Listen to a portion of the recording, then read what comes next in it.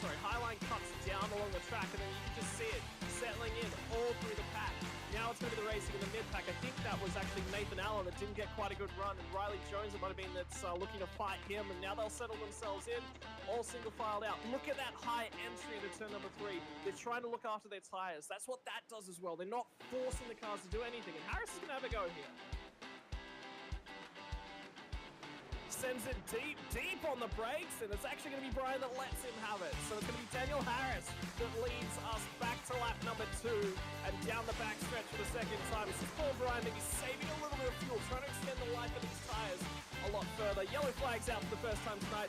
Car at the tail end of the field is at least it looks like Jeremy Bush and might have pushed Callum Hodgkinson off the road as well. We're going to get a quick action replay thanks to DSL Welding Services.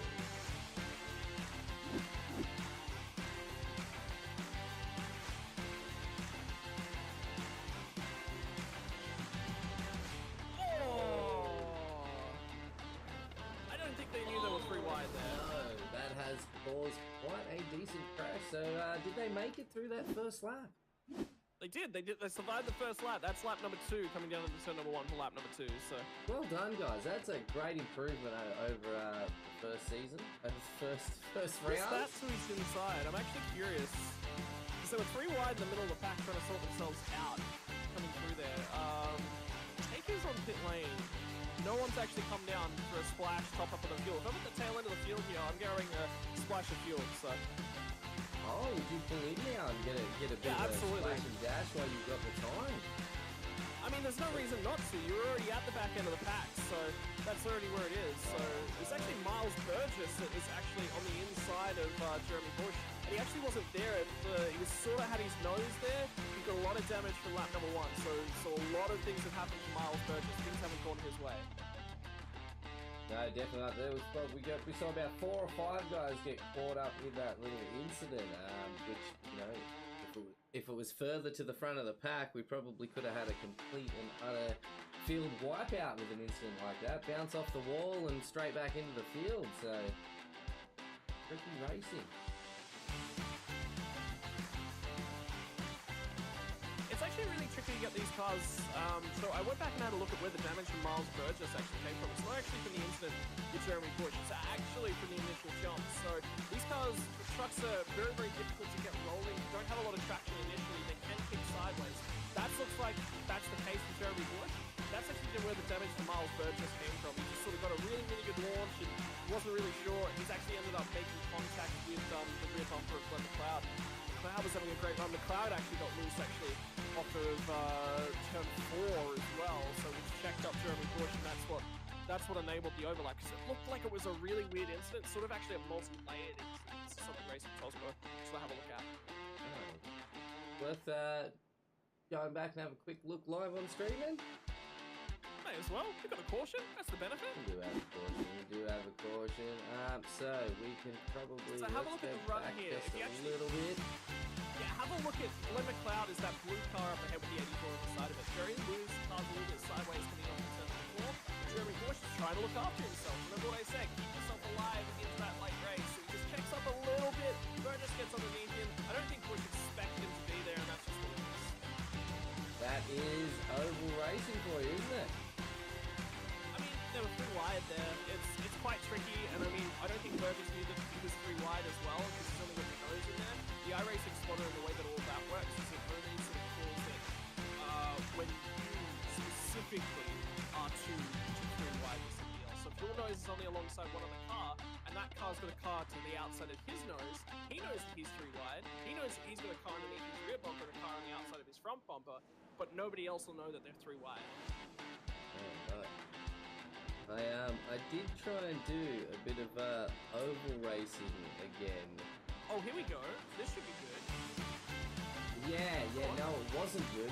I used to do quite well in the Dragonrc Cup, and then for some reason, I don't know, I think it was my setup. Every time I turned a little bit left, my whole car would just want to leave the track.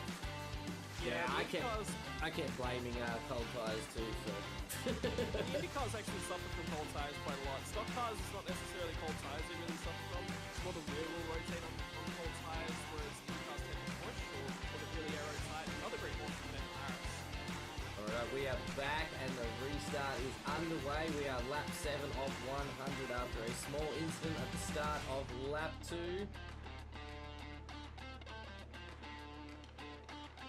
We're going to try and keep on board with as many of these cars as possible so we can see everything that's happening across the grid. Try and keep an eye on all the action tonight. We got cameras everywhere. We got them in the sky, man. That one's hanging off the bottom of the blimp for sure. Oh, this is my favorite chopper jam. That's the fastest road in existence. Fastest lap of the race, Daniel Harris is actually just on the 29.471. So remember what I said at the very beginning? You want to look after these tires, you want to conserve them. Harris isn't. He's just going for it. He's a long way off the track. He's trying to make up for that quitting out on us last week, right? He must have heard the comments when you said it, things you said about him. But, that's going to play on his mindset tonight. How does he set himself up? How does he approach the racing? I said to him, look, man, he come in and he asked me for a couple tips prior to the race tonight. And I said, look, it's all about tyre conservation. There's a slow car actually at the back end of the pack. I noticed somebody going back. Good evening, Sim Racing World, and welcome to tonight's broadcast of the DSL Welding NASCAR Trucks for round 5 of our American Invasion. With a quick 8-hour trip from Michigan International Speedway to Pocono Raceway, I'm sure our teams are well rested and ready to race. I am Nathan Shibby Howard, and joining me as always is our encyclopedia of everything oval racing, Scotty Rankin. So Scott, Pocono is also known as the Tricky Triangle. What's the reason behind this? You're going to love this one. So, I don't know if you were paying attention during mathematics class at high school, Shibby, but try means 3. Now, for the NASCAR guys, it's really hard. They can't count to 5 or 6, so they've gone ahead and cut the number of corners per lap to 3 tonight. Each corner counts once. 3 corners in a triangle. I've done it again. And you know why it's called tricky? It's a little bit tough to drive. That's Pocono. That is the essence and the spirit of Pocono. There's a big bump on the way down into turn 1. Heaps of banking. And you come up this nice, averagey length kind of back straight. Really nice. You sort of cruise, you chill out. Then you get to turn number 2, what they call the tunnel turn. This one, little bit of banking. You touch the apron on the inside. You're going to swiggle the car around a little bit. There's a crest as you come out of the corner. And then finally, you get down to turn number 3. What's this? 3 different corners at a one oval track? Yeah, turn number 3 is different again. It's completely and utterly flat. That's the Tricky Triangle. Very much to it. In fact, there's actually one less corner than last week. Well, mate, you had me at triangle, so I think that probably made sense. 3 corners. Yep, makes sense. Tricky. So what makes it tricky is that are these corners like a shorter corner? Like they're a bit tighter than what they're used to on an actual oval track? Yes and no. So this is the first 2.5 mile track they're actually going to go to this season. So that's another piece. So normally you've got the nice wide corners, heaps of land racing, as we saw last week at Michigan. That's pretty much your standard when you come to most NASCAR tracks. So 2.5 miles at Pocono and 3 turns. So split up into 3 sort of different segments of the racetrack. It's all about drafting. It's basically the racetrack is just different. You cannot, as you see in circuit racing, you can't be good in all phases of the track. You will have a weaker sector or a weaker turn. But here, turn 3, very flat, very difficult to get the car to rotate, particularly once those tyres start to wear out. You can see Hayden Norris, he's on the throttle trying to carry speed through the middle of the tunnel turn number 2. Wax the wall. So the car will want to push. The car will also want to step sideways if you tag the inside of the apron down there as you come across that as well. Dylan DeBono is going to do a pit lane entry practice. There's just so many different tricky things. When you're setting a car up for Pocono, the car can't be set up perfectly for all 3 corners. You are going to have a section of the track, much the same way that the drivers aren't good at a section of the track. They're going to have a section of the track that they're just not as good at in terms of setup, in terms of driving performance as well. So that in itself is Pocono. Pocono for me creates actually some of the most interesting racing. And I also like it because it's my winningest track on iRacing. So yeah, there's a lot of elements to love about NASCAR. When this is the race I look out for all the time. Some people say they have a track that they go to whenever racing's going on there. They'll go, oh, no, far there. This is it for me. This is the track. This is the racing style I love. drafting battles, side draft, looking after your tyres, it's got it all. Speaking of looking after tyres, mate, I know we've noticed that tyre wear hasn't been a massive, definitely plays a big part. Because of the layout of the track tonight, is that actually going to play more of a part tonight or less? It depends. It depends on where the cautions fall. So very, very importantly, 4 sets of tyres again. If you break the race up into 4, 15 laps is sort of your threshold. Generally at Pocono, if you go longer than, say, a 5-lap run on green flag tyres, you want to come down and grab those fresh set of tyres if you've generally got that set of overlaps. So here, if I'm in the driver's shoes tonight, I'm looking at 10 laps. It's probably, the threshold where I'm looking to come in. That way, I'm definitely getting to my 15 laps. Cautions take a fair bit of time here as well because it's a long lap. When you have a look at those lap times, 54-second lap, when you look at the rest of the schedule, very long lap. The only places that are going to be longer in terms of a NASCAR lap is actually Talladega and Daytona. They're 56-second laps, sort of in and around. No, I think they're a little bit shorter because you're actually faster at Daytona. Anyway, no, they're restrictor plate races. That's why they slow us. Right, that's it. I just learned something tonight because I thought about it properly for the first time. So this is one of the longest lap, sort of in NASCAR. This is certainly one of the trickier laps. It's it's difficult because you've got to make a decision. But the same way that we saw, I think it was Aiden Norris come through the field last week, tires are that critical here. By the time you get down to turn number 1, you can potentially shove that nose through wide. The track is wide enough. Here in turn 2, where you're watching Grant Adderford go at the moment, you generally don't want to get into turn 2 too wide. It's very, very tricky to pull that off successfully. Turn 3 is very easy to do.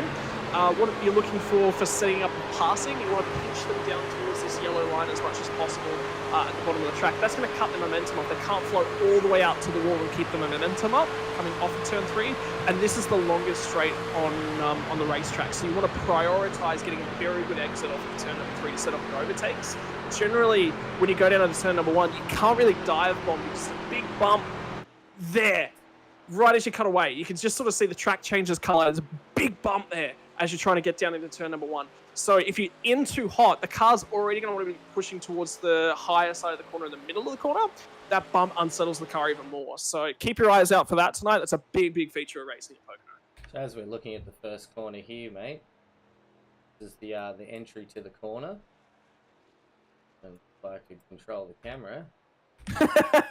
Somebody take his powers away quick. We'll go into the exit. We'll make it a little bit easier. So you're saying turn right there, actually, right where that camera is sort of placed. If you sort of go maybe 10-15 meters back down towards turn number 1, this is the exit of turn number 1. You'll actually see that the cars are going to push up towards where that chevron is, about halfway up the track there. That's a very important marking point. You want to sort of make sure you're below that, or if you're on the higher side, you're just starting to trend out towards the turn exit. There's a little white mark on the left-hand side of the screen there. Very, very important at Pocono that you sort of take note of these markers down in turn number 1 in particular. That's where they're most relevant. You need to make sure that you're below the white marker, or there's like a patch on the entry to turn number 1 to make sure that you can make that corner, because if you're not below it, that's where the bump's sort of heaviest, is just above that marking point. So making sure you're below that, quite critical. Dialing your brake bias back is very important. As the run goes on, you're going to want to do that. Make sure the car's rotating. Then alternatively, if the car's going to start to rotate on you excessively, moving that brake bias back forwards. It's one of the lesser known skills with NASCAR, but for me, it's actually one of the more important ones, because it's one of the ways that you can sort of dial in your car a little bit. It's one of the few tools you've really got once the car's out there. So we could maybe see some chaos on that turn 1 when cars are trying to absolutely. stick it 2-3 wide as they come through there. Four wide. You love won't make it NASCAR through the corner. 4 wide. You won't make it through the corner 4 wide. 100% you will not make it through the corner 4 wide. But if you show the nose on entry, and something else that's quite important as well, is if the guy at the back end of the pack shows his nose on the guy that's just ahead of him, he's going to put himself in a 2 wide situation. If the next car ahead of them is the same sort of situation, nose to tail is the only overlap, both cars think that they're 2 wide except for the car that's in the middle. That's quite critical at Pocono. The reason that we mention that is it's got a very, very long main straight. So what ends up happening is the lead car is in a bit of a risk the first little lap we go down into turn number 1 at full pace. The 2 cars that are sitting behind him are just going to draft up alongside him and have a go. P1 is going to go down into turn number 1 thinking he's 1 wide or 2 wide. He's actually 3 wide. He's got to allow for 2 spaces beneath him because there's overlap for 2 cars. The car that's immediately behind him can't go any lower because there's a car underneath him. The car behind him is obviously on the bottom of the racetrack, and he's got to try and stick it down there. So there's a lot of responsibility. Huge responsibility gets placed on the drivers around Pocono for being aware that there's a potential for a move. And something I would be saying to the spotters is, don't use an iRacing spotter for some of these situations. Don't rely on them. Train your crew chief, your spotter, whoever's sitting there to be able to tell you, yes, you are gonna be 3 wide when you get down in here. Your iRacing spotter's not gonna tell you that, but you are gonna be 3 wide. He's showing the nose low. You need to allow those 2s. I have had a teammate take me out in those exact circumstances. I was the car in the middle, my teammate on the top, a teammate on the bottom. The teammate on the top thought we were 2 wide. I knew we were 3 wide. My teammate on the bottom thought we were 2 wide. And I'm just left with nowhere to go. The car on the bottom came up on the corner. The car on the top came down. Just nowhere we could go. You just run into each other. That's racing, man. That's Pocono. So, yeah, look, it's a phenomenal job. Go back to those pole times, because that's a cracker from Rocky Cable. Yeah, we were just going through that, and Rocky Cable, the young gun, as always, putting in a huge effort. Just the one of the races. So it's actually having a look. Another quirk of the point. So Capel wasn't on the podium last week. Capel finished 5th. Yeah. So the 2 guys that are actually leading in terms of the points when we come here tonight is Hayden Norris and Lachlan Capel. 176 for Hayden Norris, 172 for Lachlan Capel. Then it's 11 points back to Matthew Scholes in P3, 5 points back to Paul Bryan in P4. Now, if you have a look at the last 3 weeks in terms of where they finished, both of the guys of P1 and P2 have a 1st, a 2nd, and a 5th. Perfect, right? At Coda, Norris finished 5th. At Coda, Capel finished 2nd. Phoenix, 2nd for Norris, 1st for Capel. And last week was Capel's off round with the 5th place. So it's up and down. You know, you really gotta. It's about consistency. And the difference between these 2 guys in points is back at that 1st round at Charlotte, Hayden Norris finished 8th, Lachlan Capel finished 12th. That's the difference in points.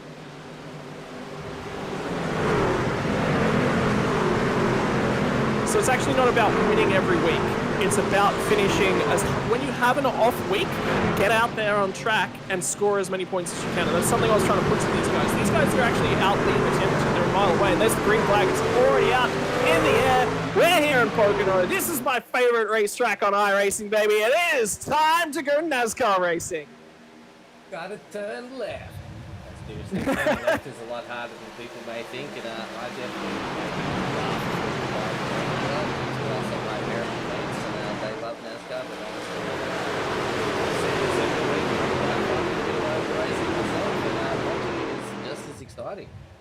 And have a look at your grid positions. Brad Klenk was on the outside of that front row. He just did not get the launch that Lachlan Capel did, and he got swamped going down to that first corner. However, he over-undered, and now he's leading coming in, and big wreck in the middle of the pack. I'm sure we're going to replay of that in a second. But it's those long runs. So Klenk didn't get a great launch, and actually Aaron Hayden was miles ahead of him by the time he was clear. Completely clear. The overtake was done by the time they got down to turn number 1. But Hayden drove it in deep. He didn't really let the car settle on the bottom. He was just a little bit too deep. Had to lift. Klenk got settled, turned the car nicely back to the gas and got the spot back. That's how you do it. All right, so we're on board here with Luke George. 3 wide. Yep, 3 wide, as you can see. Right. Oh. You can make it through turn 1 3 wide. You cannot make it through turn 2. Looks like they've clipped each other. Oh, I would go back. I'd be having a look at the guy that was on the bottom of the racetrack there. I get the feeling that he came off the bottom. So they may have gone through there fine if they all lifted. But whoever it was on the bottom, I think they just came off the bottom of the racetrack. And you cannot afford to do that when you're 3 wide. So we have here, DeBono. We are on Georgensen, so we want to look at DeBono here. It's definitely DeBono. Yeah, this one's on DeBono for sure. Clip the front of the car number 75, and it looks like caused a beautiful pile up. The far chase cam is probably going to tell the best story, actually. Well, a lot of time to breathe here at Pocono too. When you're racing 2.5 mile laps, and then all of a sudden you got a pace. Yeah, see, DeBono had to get to the bottom of the racetrack. and he didn't, and that's what's caused this incident. Oh, yeah. See how he's a lane off the bottom? You can't do that. If you're too wide and you do that, a wreck still happens, but he's 3 wide there. You've got to be on the bottom of the racetrack.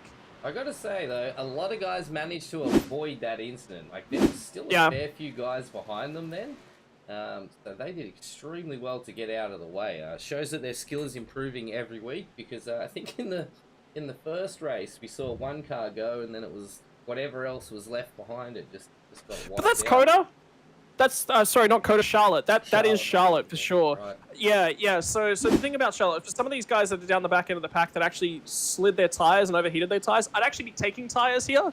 You lose 1 set compared to everyone else, but the overheating on the tires is quite critical at Pocono, and looking after those tires, you get yourself a little bit deeper in the race. You're a little bit strategy compromised. The next time a pit cycle comes around, you just don't come down. So everyone else will. So that's all it is. So small loss. But you get your tires back, you get your car back. They'll definitely be coming down for a fast repair. So. And again, there is 2, correct, for this series? Correct. 2 fast repairs for all drivers on field. That will definitely help them out. Although we have had some pretty tame weeks. The last 2 weeks were pretty tame. Nothing too serious. Couple of bit of bump and runs and no huge wrecks, so it's great to see these guys putting on an awesome show every week, even though I'm sure some people are here just for the crashes.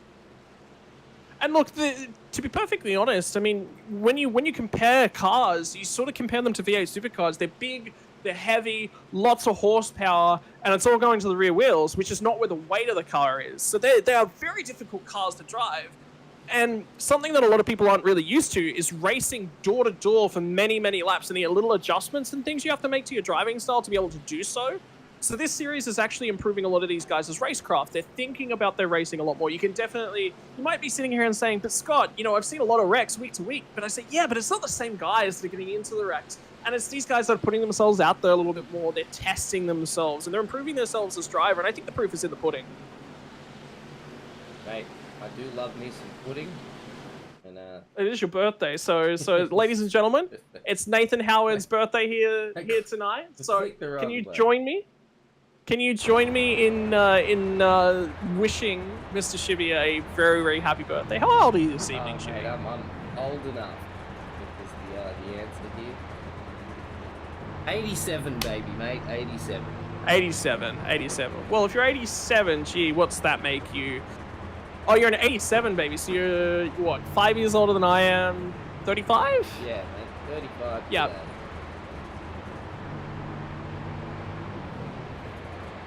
I've apparently spent that 5 years in becoming the difference between us and becoming an encyclopedia. So it'll only take you 5 years. Well, with you on comes with me every week, mate. I think I should be picking up a little more than what I'm actually putting down. I feel like it gets through the week and we get back to Monday and I've totally just forgotten what happens in NASCAR and the rulings. So it's great to have you. Are you saying I should be charging you for this masterclass that you're getting on NASCAR racing? If I ever start racing in NASCAR, I'm sure we could work out a little deal, maybe some sponsorship on the side of my truck. Look, it's free for you. Don't you dare ask. You get coaching. I want to see you out there on the track more. Mate, look, it was meant to be the Radicals this season, but I've had to step up, of course, and put in some hard yards as a producer, and also doing a lot of work behind the scenes. So. Have you been managing to get the Rallycross series? Yeah, I am racing. I managed to get into the Rallycross series a little bit late. So I've had 2 races now. Came 5th in the first one and had a great start last week. 4th in first race, 5th in second, and then last lap of the final heat, and I got taken out and car was dead. That happens. I got a DNF, which was a bit upsetting. But yeah, Friday night, guys. Rallycross, great fun. Open series for any members of SRW, and we are back green. Bobby Cable has got a great performance with the pack chasing him. That camera I was looking for before. And again, Clank just can't get that launch time. This time around, though, I think, no, he hasn't managed to hang on to second spot. I think he's lost it once again, so he's had to get back to that. No, he's managed to hang on to it this time. Just in there. keep your eyes on Daniel Harris. He got a really nice run. He was sitting in the draft. He built the momentum, so he closed that gap up really nicely. Keep your eyes back further in the pack as well. Entering the tunnel turn too wide this time is going to be Daniel Harris down to the inside.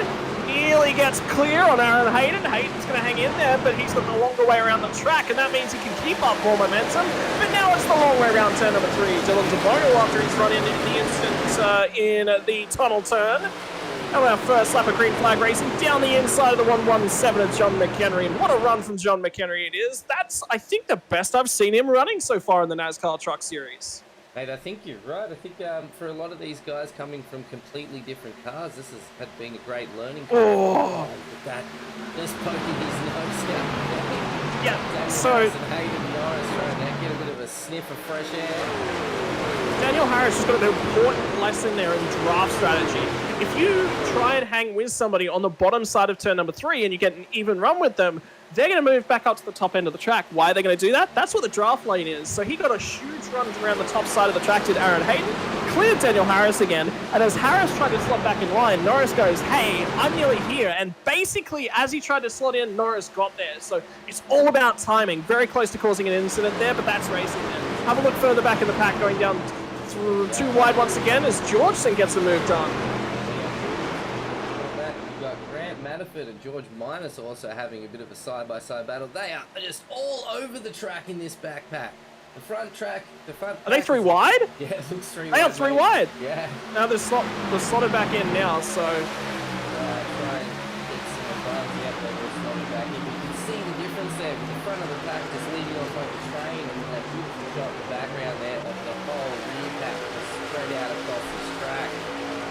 There's somebody who's actually running a lap down at this point in time, and I don't know who that is. Christopher Thornton. So he's been having issues. He's barely been able to get into the races. He's just having a lot of issues with his timing and those sorts of things. So hopefully he can get it all back together and running for him. Riley Jones in a nice battle here with, I believe that's Snow Glenn McLeod just behind him. So clears him. We've got 2 packs of 2 wide as they come through the 3rd corner onto the straight. Oh, we've already got someone pitting. Peter Morris has gone into the pits. That's an early one, mate. What do you reckon would be the reason? That seems like a penalty. Because you'll never get that time back. So I would say you got a penalty, you got a black flag. Yeah, he did. Peter Morris got a black flag. Okay, we'll keep an eye on that. I didn't see... So that would be passing either to the inside or passing under yellow. Yeah, he's got that black flag. We did see that in our first round of the NASCAR Trucks. So if you guys are still a little unaware of how the passing works on yellows, and actually got black flag as they enter the pits, they pass somehow. So look, it's all learning.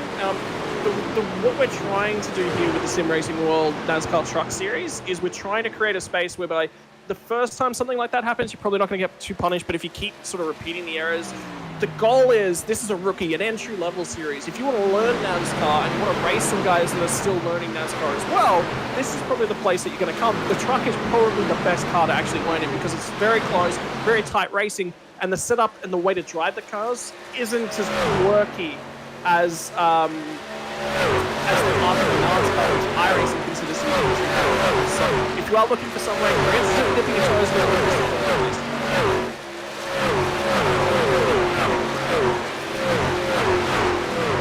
out there who's looking for some more competitive racing full stop, NASCAR, looking at how many cars there are very, very close together, that's NASCAR. You've got to be close to people all the time, and you're going to make some mistakes, you're going to fall off the pace. NASCAR publishers heavily for that, particularly tagging the fence just slightly, you lose a lot of momentum.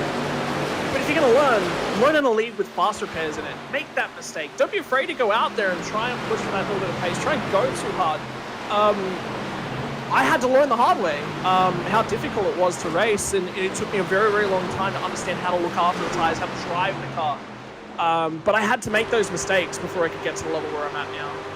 Is that Riley Jones with damage on the inside of his car?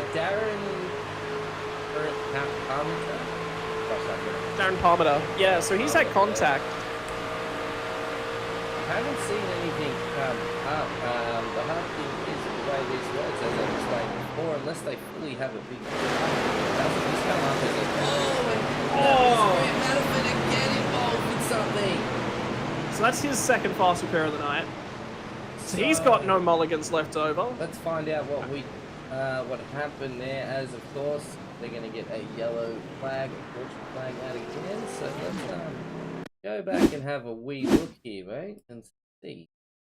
So he's done well. He's keeping the car to the bottom of the track here, but then as you start to get back to the throttle, the car will just push out a little bit. I think he's just expected that 9 car to be a little bit higher on the racetrack. It's just a small mistake in terms of car positioning, and you need to know perfectly. His spotter would have been telling him there's an overlap. Surely, I hope his spotter was telling him there's an overlap. It'd be very close. Might have said he was clear. And he's so close. Yeah, and that car he would expect them to be against the fence. So it's just a misjudgment. That's a racing deal. There's nothing in that. It's sort of the same thing as that first one. It's sort of a misjudgment, except for in that case, you've got to expect Pocono to be at the bottom of the track.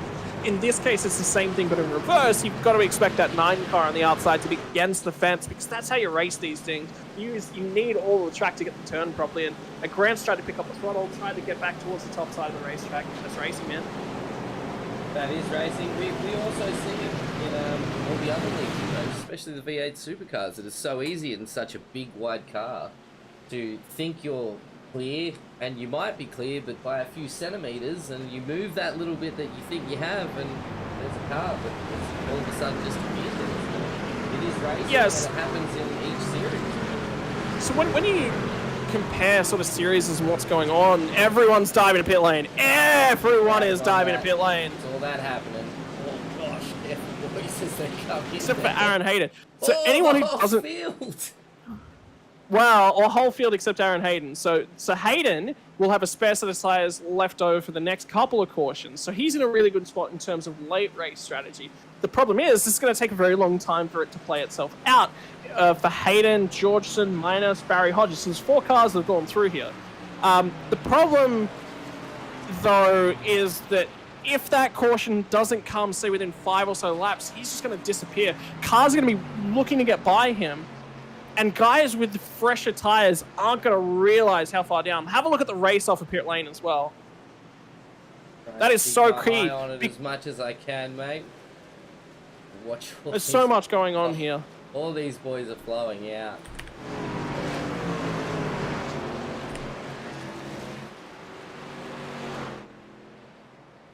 Yeah, so that's just a racing deal. The 9 cars stood in line. Oh, I believe it's George Minus that Matterford might have had a run in. Yes, it did look like yeah, so it's a 69 car of George Minus. Beautiful Scooby-Doo and Shaggy machine, the Cartoon Network livery. George always, across all the series, has fantastic liveries. He does, and he's a funny guy to hang out with too. He's actually a big personality.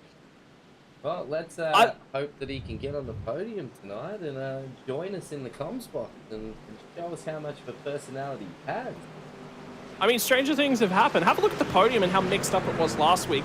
And the winner out of all of the strategy plays last week, Aiden Norris, now he's buried a little bit back in traffic, so now he's got to think to himself, how am I going to play myself to the front end of the field? Is it that I offset myself in terms of race strategy? Do I save myself that extra set of tires up my sleeve? Aaron Hayden says, hey, yeah, I don't have the outright pace right now. I was going a little bit backwards in terms of traffic. Let's buy ourselves a ticket to the end in terms of those tires later on in the race. I'm going to give up that track position. I'm going to maintain track position right now, give it up in about 2 laps time, and then we'll see how things play out. Also, notice there too, his teammate, Luke Georgeson, is actually right there with him. So you think a bit of difference teamwork is, could be used here, or? Yeah, for sure. But the difference between these two guys is that Georgeson has pitted. So he was involved in that caution on lap 1. So he's come down. Did he take tires at that stage? If so, yes, he'll have actually a small advantage over Luke Georgeson. Over Aaron Hayden, in terms of, that's 1/2 of a lap less in terms of tires. But you say, Scott, half a lap in terms of tires, it shouldn't matter. NASCAR Trucks, it might. And if it's going to matter, Pocono is where it'll matter. As we were discussing earlier, that bit of sharper turns here rather than your usual wider spread oval. So you see a bit more harder tyre wear, especially on that first corner where you're saying that bump is there. That could cause a lot of extra tyre wear if people aren't taking caution when coming in and out of that corner. And remember, this is the first time for a lot of these guys that they're going to be packed up a little bit further back. Capel, this is the first lap he hasn't led, right, since he pit. So he's in a little bit of a tricky situation. He's going to have pace. He's the first guy on fresher tyres. This is a real boon for Daniel Harris as well. He's going to be restarting immediately behind a guy on fresh tyres. He just does whatever the Capel does. He follows him through. That's a huge win for him. Yeah, using that draft, make sure he sticks behind, and especially with Capel with the skill. Not even that. It's about picking the hole. It's about picking the hole, and Capel will make a hole. Oh, let's go, Dano. Get on board the SRW motorsport team, and we are green again. Aaron Hayden just off that green light so quick. George Minus has got engine damage, so he's drifting back through the pack. That's why. They're 3 wide, 4 wide on the run down into turn number 1, and Pocono's looking low. 3 wide still in the middle of the pack there. Still looking to try and sort themselves out. We'll see if they can get saddled, and Hayden Norris looks to grab himself a couple of spots. He's got no drafting support down there in that bottom groove now, and on the run to the tunnel turn. 3 wide at the first time by was where our first caution of the night flew. Now coming to the bottom end of the track is the 42 machine. That's going to be, I believe, Paul Bryan, who was our series leader after the first round. That's correct, mate. It's interesting to see how many leaders we've had of these series. And we have 3 cars really close to each other on the bottom. And remember, Capel restarted this race in P number 5. He's already in P2. Daniel Harris going alongside of him. He's managed to make up that 1 spot over Paul Bryan, who's now settled back into P3 of the cars that are in fresher tyres. And that outside groove of Daniel Harris, that's really played into his hands. Again, you can see these guys as they come down that straight. Just their noses out, trying to get a bit of a sniff, a breath of fresh air, and see where they can create that gap. And remember that once there's an overlap in terms of NASCAR, they have to respect it. So it's not, you've got to get to the B pillar, you've got to get this far along beside the car. No, none of that. It's, you get overlap, you go for it. And Capel's going for the lead. He has put that off. Got himself around nice and smoothly. Dives to the inside, but that's just where those fresher tyres. Now the benefit here for Aaron Hayden is now he's got a drafting buddy.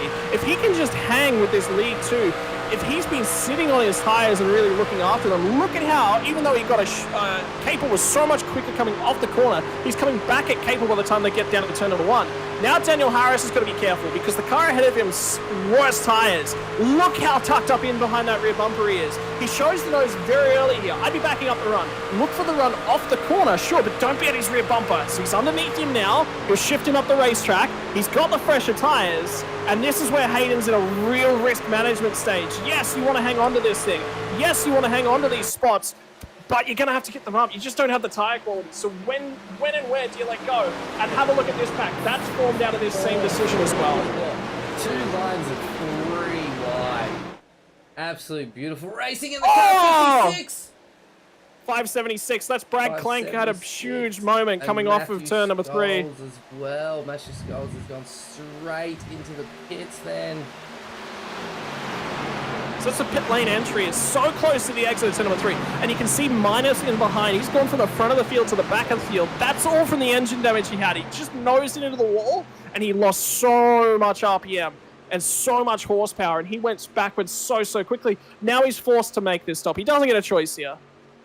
Yeah, I'm just going to see if I can find a replay. What is that? So, Matty Skull started losing. What a position. It was actually Brad Clank that kicked everything off. So it'll be interesting to see how bad Brad Clank is in terms of damage. I'm curious as well if Brad Clank actually made contact with somebody on that entry to turn number 3. Have a look here, see if I've actually This is it. managed to find it. So Brad Clank gets checked up a little bit coming off of turn number 2. He just pushes wide up against the fence. That's what triggers all of these overlaps. So all of a sudden, you've got these guys all fighting for track position. DeBono's trying to hold him up high. Clank's got a notification that, hey, we're 3 wide. We got to be careful here. And then the car at the back end just nudges the rear bumper of DeBono. Right there. You see that? Gets unsettled.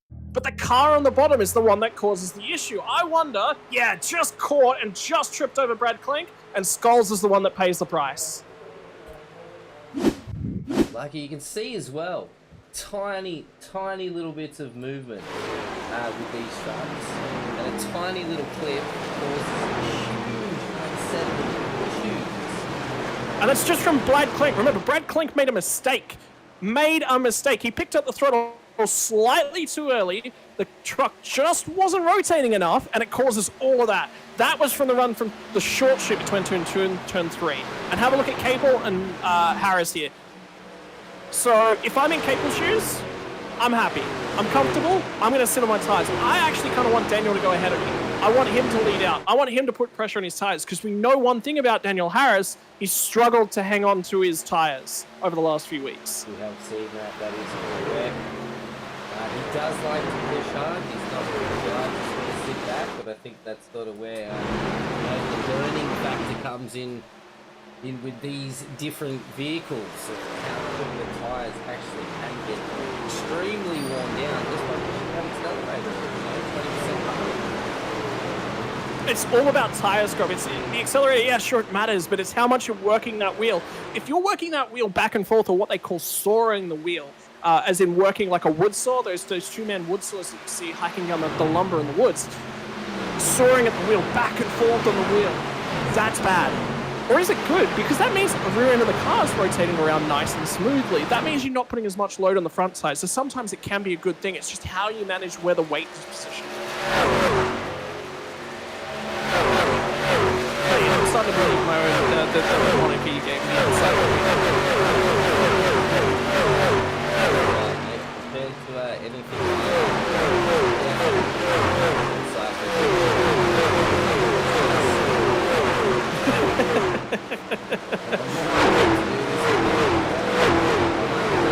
oh, there's an incident there. Oh, that's a big one.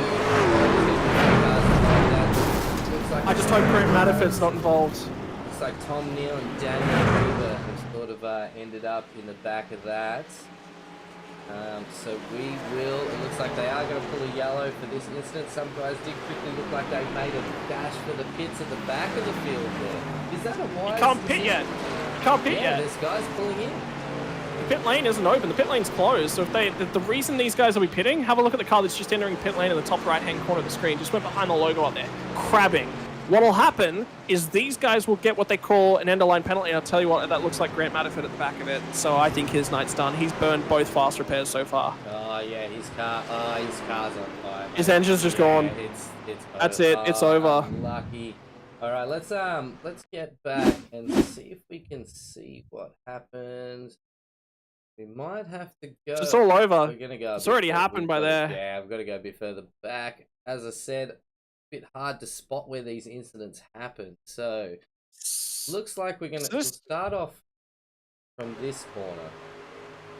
Whatever corner that is. We'll have a look to see what happened. 5-7. Oh wait, was that a bit of netcode? A little bit at the same time as that's whoever was the car on the outside there sort of caused that. So the two guys that were running. So the two guys that were running side by side in this little pack was yeah, who have we got on screen there? This is car number 2. This is Daniel Weaver, mate. So it looks like him and Mr. 576. Yep.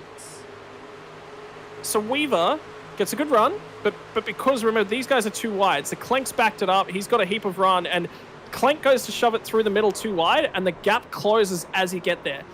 And Daniel Weaver, you can't do that. You got to be better than that. You can't. Oh, there's Red gets clipped as well. Yeah. And he's done everything he can to avoid that, so. Oh, no. Unlucky, mate. But, again, that is racing. That is NASCAR. That is racing. NASCAR. That's the difference, is NASCAR racing. Oh, yeah. So now we're going to see a few different strategies up and down the field in terms of what they want to do with their tires. So remember, 4 sets of tires, including the tires that started. A lot of these guys have already come down to pit lane, and they've already taken one of the 3 remaining sets of tires left. It's a little bit early to take that second of the 3 remaining sets, because if there's a caution that happens with 10 laps to go in this race, I want to make sure I've got a set of fresh tires there ready to go. Couple reasons: green, white, checkered. They can happen at Pocono, and they quite often do. I want to make sure I've got a fresh set of tires when that field gets packed up back together again. Also, it's just too early.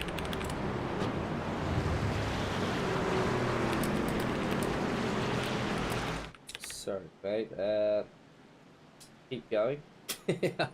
Honestly, was doing the shibby thing and not listening and working on the side as well. You know, you're working hard. Yeah, mate. You're working hard.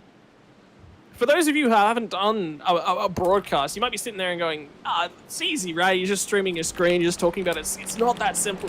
When you're running broadcasting, timing software, all these sorts of things, cameras, you're looking to try and pick up where the action is. Normally, when you go to a racetrack like this, yeah, you've got somewhere in the realm of 35 cameras. You're talking to those 35 camera operators. iRacing simplifies that, makes it nice and easy to snap between all those cameras. It all sort of functions on its own. You don't really need to do too much in terms of that. However, it's still the broadcasting team, the guys that are managing it. There's normally quite a few of those that are sitting in there making decisions about what they're going to do. The old fake strategy.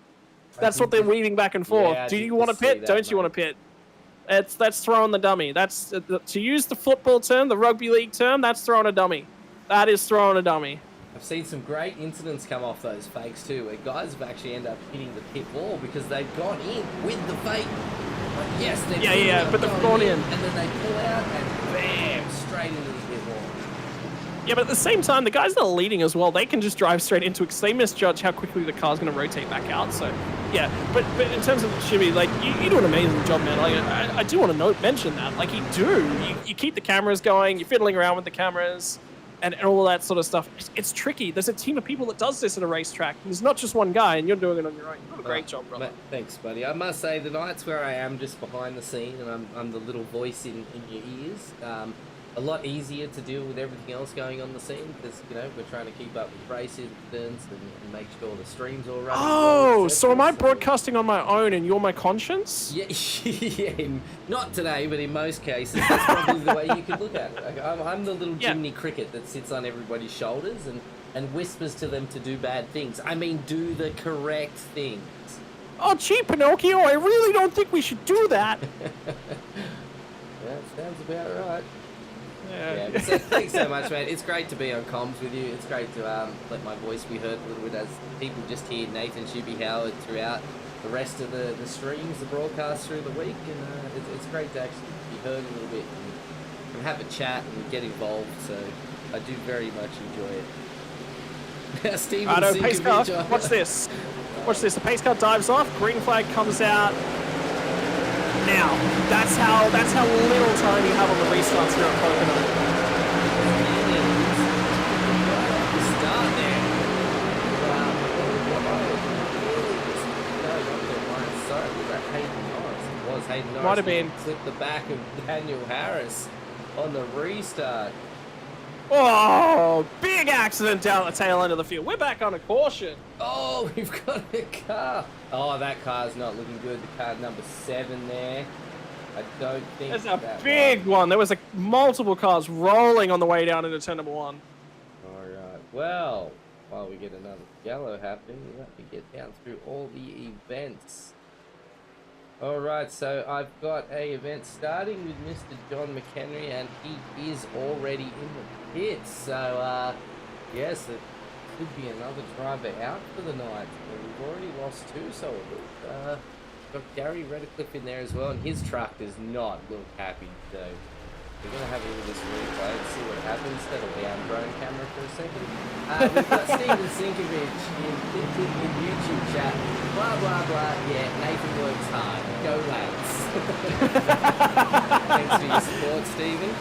Really appreciate it, mate.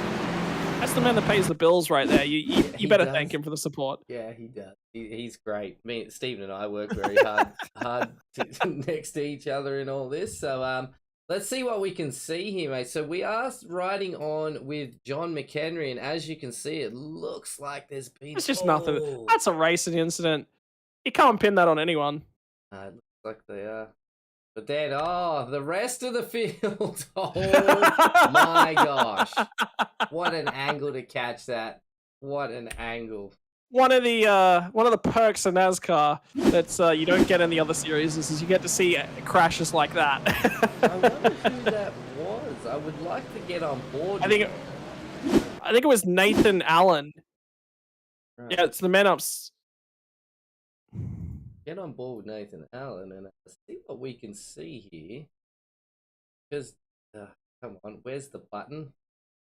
So what's happened? They've gone off to the left. So what caused the rest of the pack then? Oh, the 7 car has come in. There we go. So that was actually a total different car. That was not Nathan Allen. So Nathan Allen was on the radio. Something was wrong with Nathan Allen. He was not happy whatsoever. So but it was Redcliffe. Yeah, Gary Redcliffe. That's a wild ride and a half. Oh yeah, he got hit very hard. I still want to go back and get a quick rewind on that. Sorry guys. Oh, the rolls. Okay, so he's come in, flipped the wall, bounced so hard, straight back into the pack, and just been lifted. There's nothing you can do that. Doesn't matter how hard you hold your brakes there. You're not. You would have bounced back. Somebody would have got it. Yeah, it's on the guys that are behind to make sure that they're lifting and that they're not filing in there. There's two things in NASCAR. When you're presented with that coming at you, you've got two options. You lift. Sometimes you can't even see it, to be perfectly honest, because these cars are so big and so bulky, and the visibility is actually quite limited in them. Sometimes you just can't see it. You absolutely have no visibility of that going on whatsoever. So you can't lift. And all of a sudden you see the car ahead of you that does see it start to lift. You're like, whoa, I've got to get out of this guy's rear bumper. And it actually requires the guy ahead of you to come back off the brakes so that you don't slam into his rear bumper. Sometimes there's no choice, you just pile into him. Sometimes there's no choice, you pile into the car that's bouncing back up the track. Now, alternatively, the other way to avoid the accident is to clear the scene of it as quickly as possible. When we go to Daytona here in 2 weeks' time, remember next week we're going to Eldora, we're going to be on the dirt, these cars are going to be driving sideways. Daytona, sometimes the best thing you can do is just keep that foot pinned to the floor and hope. Hope and pray that you come out the other side. That's racing too. If you can see it from a mile back down the track, you want to press those brakes, because it's a very good opportunity for you to get these cars slowed down. But if you're right in the thick of it, you just got to go. But you've got no other choice. Just keep the foot to the floor and just close the eyes. What do they call it? Sit back, hold on tight. Just strap yourself in. Tighten up those belts. Yeah, just put your foot down, strap yourself in, and hold on for the ride. That it seems that I'm the sane voice that's in your ear, not the normal crazy one. Thanks for that. Wait. Did somebody say sane and Nathan Howard in the same sentence? You don't hear the conversations I have with the comms team when you can't hear my microphone, so... He's taking that for granted. I don't think he's ever heard. He's definitely spent enough time with me on voice calls to know that I might be a little... So let's think about points right here. We're coming up on the halfway mark, so we're going to restart here with about 33 laps left to go in this race. 20 of Hayden Norris is leading the championship. He's up at front. He's still got a spare set of tires compared to most of the rest of the field that he can still slap on the car. So he's still alive in terms of the tire strategy. Lachlan Capel's actually buried. So there's a couple different pit strategies that are playing out. We've got a group of 4 cars at the front that are on 5 to 10 lap old tires. There's one car that's a little bit different. You got another car that pit under the previous caution, another group of cars. There's about 5 or 6 of those guys. And then you got guys that have just pit. The tire strategies are all mixed up. This is a recipe for chaos. Right, and chaos. Go on board with Lachlan Capel. Go on board with Lachlan Capel for this restart, because I can guarantee you, you're going to learn so much about how to race these cars by watching what he does. Right, let's get on board with Lachlan Capel, and I'll try and keep a good view of ahead and behind as much as So he does have Leon Williams sitting right behind him as well. Have a look. He has a look. He shows the nose, right? He's looking for the largest lane of cars because the more cars there are, the more holes being punched through. The car in the top lane didn't get a good entry to the corner, so he picks the gap. Still there, though, so he's got to be careful picking his throttle up. The guy on the bottom side came back up towards him. That's Paul Bryan. He knows that he can drive. He's got to trust him. Man up sim racing cars around him everywhere. Sometimes you just got to bite the bullet. But you've got fresh tires, so each car you don't pass is actually potentially multiple positions lost. Here's where the tires will start to take over for Capel. Bryan gets a poor run, gets the car all squiggly, shows the nose 3 wide. Bryan's pinned against the fence, gets the move done on the bottom side 3 wide. Great move, Capel. Still not done though. Paul Bryan's going to get a huge toe down this straight in this top lane, or are they going to go 3 wide again? Capel's got his eyes on his right-hand side monitor. He's looking for that car. Paul Bryan says, I'm going to cut you off, mate. I don't want to give this spot up to you. And that is racing right there. That is NASCAR racing. That's tire management. That's race management. That's risk versus reward from everyone involved in that group. And that was beautiful racing to see as well. Oh! Oh! How did they manage to get away from that? Jeremy Bush has just piled to the back of the field. What is going on there? Flag, and Peter Wilkinson has also been involved in there somewhere. So we'll get a DSL welding, and I'd just like to say a huge shout out to our sponsors. We wouldn't be able to do it without our main sponsors, and of course you guys out there watching tonight. So massive shout out to DSL Welding Services, Dragonrc, and the promo department. And of course, a massive shout out to all you viewers out there. Oh no, his engine's just gone.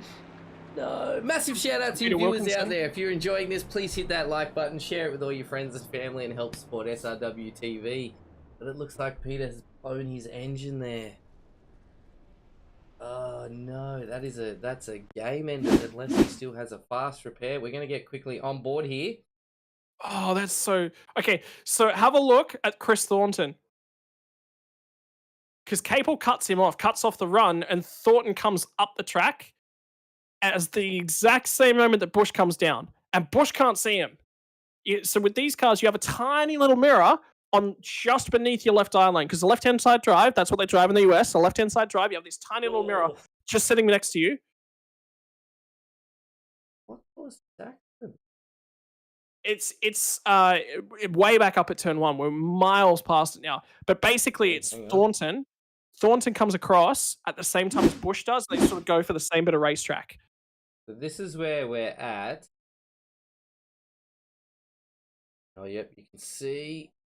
Oh, so basically, it comes down to they're both going. So Thornton's looking for a hole to shove his car into. The hole appears, disappears, appears again, and he gets there. And at the same time, Jeremy Bush is coming down because he wants to run in the draft pack on the top lane. Yep. It's chaos. It's just timing. All of these incidents that have happened tonight, it's just poor timing basically for everything to happen. But Peter Wilkinson got caught up in that as well after all of that. Did Hayden Norris pit? Hayden Norris did pit. Is that his first pit of the day? That's his second pit of the day. Oh, he's actually... Okay, this is a total different incident that's just happened there. So car number 268 Peter Wilkinson. It's happened behind it all. Have a look. The car, the man up sim car, just as... So Wilkinson sees the yellow and just lifts straight out. He can't do that when... They're moving this quick, and that... Hang on, have a look through his cockpit. So I guarantee you, so there's two things to have a look at here. Nathan Allen's cockpit view will tell you absolutely nothing. Allen can't see very much at all, which is why he's still in the gas. Remember what I said, right? Sometimes you stay in the gas because you can't see anything. The cars ahead are so big, so wide, and Wilkinson has this perfect view of the situation that's unfolding, and he's like, oh, no, get me out of here. Right, here we are as we come around, so the incident's going to unfold in front of us. Oh, you can't see it happen. You're right, you can't see a single thing happen with that incident in front, and there it is, and straight up the back end. He's got no visibility. There's nothing anyone can do. Yep. Unlucky there. And that just comes down to, as soon as you see that caution flag fly, and it does fly very quickly at Pocono, you got to lift. And it's a reaction sometimes thing. It's very, very difficult thing to do, and that is a part of NASCAR as well. Sometimes you just get involved in incidents that are it does happen in circuit racing, but obviously the circuit racing laps are longer. The field spread's sort of a fair bit larger. With NASCAR, the field's still so bunched together that you just get involved in some of these incidents all the time. That happens so much. Don't get frustrated. That's luck. That's part and parcel of oval racing. You might say, Scott, well, you know, I'm struggling to climb. I'm struggling to get better at these. I keep getting caught up in other people's incidents. First and foremost, make sure that you work on your overall speed. That's what's going to keep you ahead of it. Sometimes you have to pit. You have to cycle yourself back through the pack. You get involved in something like that. That's racing. There's nothing more you could have done. You made the best call for your race strategy, which is what I think's happened there. So first of all, work on your overall pace. Get yourself further up. That means there's less cars in front of you that you're going to come across. That'll help you avoid that. Number two, learn some track awareness. Learn some things that you can do. So obviously, from Nathan Allen's perspective, he's looking down the track and he's going, I've got to stay with this draft pack. I've got to try and set this move up. And he's catching Wilkinson. He's getting closer and closer and closer. So he's looking to set up a move. It's very difficult. So you got to predict, and you can't predict that happening. In a moment like that, there's no way. They've just come blind off the corner as it is, and the incident's happened. You know, 7 cars in front of them, and all the cars are there blocking him. So he's just kept going with the race. The next minute, the car in front of him is lifted, and there's the rear end. So let's have a look at race strategies at this point in time. Luke Georgeson did 1 lap, pitted, because he was involved in that first caution, 20 laps on those tyres. He has saved up a bank of tyres. Car behind him, Aaron Hayden, done the same thing. These guys have got a spare set of tyres up their sleeve. Brad Clank, 11 and 10 laps on those 2 previous sets of tyres. He has got 2 sets left to get him through until the end of the race. So he didn't want to come back down. It was too early to burn up that 3rd set of tyres. Same thing for a whole bunch of these cars, but some of those cars that hadn't pit yet stayed out through a couple more caution cycles. They've banked a set of tyres, so now they're coming back through. Capel is very much at risk with the strategy that he's on at the moment, so he's got to be careful. Here goes the safety car, so we will be going green any second. We are off and racing again, lap 33 of 60. We've had an incident off the start line already. Not sure what's happened there, but we'll get back up to the front of the pack because we don't want to miss any of this action up here. It looks like Aaron Hayden. That Brad as well. Yeah, side by side through the corners. Beautiful to see. Dylan DeBono, Paul Bryan as well with Lockie Capel in there. Get back on board with Lockie and see what's happening. We've got battles everywhere. Oh! Car number 3. Who was that? Dylan DeBono has clipped Lockie Capel and he's ended up in the wall, and he has just dropped quite a few positions because of that. I wonder if that's something that the stewards are going to look into. Well, that's the second time that DeBono's sort of done that. I wonder if it's the same sort of thing. If DeBono's just underestimating how far down the track he's got to come, just trying at this car driven. DeBono is actually a very, very good dirt oval driver. Phenomenal dirt oval driver. Incredibly quick. Expect to see a lot out of him next week. But he's still coming to terms with asphalt oval. So when you've got a driver that actually races in real life as well for DeBono, some of the skills transfer. But he's a circuit racer in real life. And this is a completely different skill set to the stuff that he's good at. So you can just see how difficult it is to jump into a NASCAR and actually be successful, because this is a driver a lot of people, a lot of teams want to work with DeBono because he's got the talent, he's got the potential. But at the moment, he's finding out about how to race NASCAR trucks the hard way. It looks like that's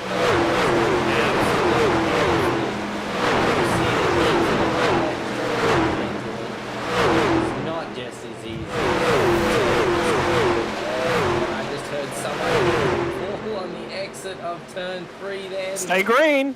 We have stayed green. Stay green. 3 wide. And I think that is Daniel Harris once again that's down on the inside. He's got the nose ahead. And Paul Bryan once again in the middle of this one on the top side. It's going to be, I believe, Darren Powder that is forced to yield and does so. So Powder loses 2 slots on the entry of the corner yet. He still hasn't yielded, but Harris has gone back in line. And Harris is ahead of these guys. He's trying to make those fresh tires work. That That is such a close pack. Has 1, 2, 3, 4, 5 guys hot on his tail. That any small little lift or mistake is going to bring those guys right on top of him. As Braden Martin and Tom Neal are trading positions here. And what another phenomenal drive from Braden Martin. Yeah, Braden Martin absolutely showing us every week how well he just barely missed out on a podium in the first round back at Charlotte. Remember, got so close there, played himself forward into the strategy, drove an amazing strategy race. That was how he did it. Oh! In the background there, it looks like it was Barry Hodge and Jacob Hughes. It did look like they came together. It looks like Lucky Cat at the back of his trucks taking a bit of damage, right? So that was under that last caution, the Capel's rear bumper. So this is lingering damage from Capel. He's been dropping positions because he just had no choice whatsoever. And remember, from Capel's standpoint, he's only got 2 sets of tires left at the moment. So yeah, it's oh no, sometimes I forget I'm on com. Someone sent me a funny message. I decided to read it. It looks like Lockie did get involved with that again because he didn't have that damage on the back. So let's see. I don't know. Yeah, I mean, this is just 3-wide racing, and again, it's difficult because you're trying to judge yourself based upon the dotted lines on the track, the cars around you. So he's just made a slight mistake, and the cars are right next to each other at the same point in time. And it's caused chaos. I thought we saw quite a few cars go. We've got 2, and these guys are going to try and split the field. And there we go. There's a beautiful ramp truck right there for you. That's car number 2, Daniel Weaver, showing us how to barrel roll down the track then. I can see this making it into the highlights next week. Honestly, mate, you know I'm here just because NASCAR crashes are amazing. No, we're here because NASCAR racing is amazing. Full stop. The strategies behind it, the way you have to maneuver your car into clean air, take that draft as well. Learning more and more every week makes this. Something's just happened to Lockie Capel. I think he might have taken a fast repair, and then something has happened to him again. On a caution. Yeah, that's what I said, mate. There was damage on the back end, so let's maybe go. So at the start of the yellow, he's gonna have to pit. Okay, so no, the damage on the front is brand new. It's just happened this lap. So during the caution, you reckon? Well, that's yeah. He was apologizing to somebody on the radio. Let's go back where the accident starts. So you can see he's sitting in behind the 3 guys that were actually involved with this. So as far as I was aware, he did get, he got through without much of a problem. Let's speed this up and see what's happened. So yeah, you can see right now the front of his car is very, very clean, no damage, etc. So I wonder what's happened here. Let's get on the nose and... Caution's just starting to come out now. So these guys, the iRacing will be telling them, come around, catch the pace car. You've got to catch the pace car. So they need to stay on the gas right now, because the problem is if they slow down too much and they don't catch the pace car, all the guys ahead of them just get a free pit stop and they've got no chance to make up any time underneath the yellow flag period. So they've got to get on the throttle. They've got to go to catch this pace car. But the problem is, when do you check up? And sometimes you can't check up. And remember, these are big, heavy cars. Look at V8 supercars and how difficult it is to get those things stopped. Well, the brakes on these don't work as well, and they've got a welded rear diff, so it's so difficult to pull these cars up. Are they still running drum brakes on the rear? Well, they'd have to be discs. I just had this no, they might be drums. You might be right. So in a big car like this, drum brakes, it just, we've seen it in the old Falcons and Commodores used to have drum brakes. Those big cars just didn't pull up. So we're still on board with Lockie Capel. We've come through the 1 lap, so I haven't seen where the incident has come. Keep an eye on live for us, Scotty. So if we have to get back to live, this might be where it is. Yep, so you can just see back at him and start slowing down, and he's still picking up the throttle because he's got to catch the pace car. Yep. Everyone ducks, dips, dives, and weaves, and he's just the first car to arrive with nowhere to go. Lucky, mate. Again, that's one of those spots where it's hard to see really what's happening, and then cars sort of move out of the way to be slowing down and get out, stop themselves from running into the back of someone. And There are two ways to sort of avoid that. Number one is having a spotter. So what we say when we talk about a spotter is with the iRacing software, you actually get an in-game spotter, or drivers can use their own alternative spotter. We strongly recommend for all racing instances iRacing that you use a spotter. Why do we say that? A spotter is going to tell you when you're beside another car, when there's an overlap, and when you're clear.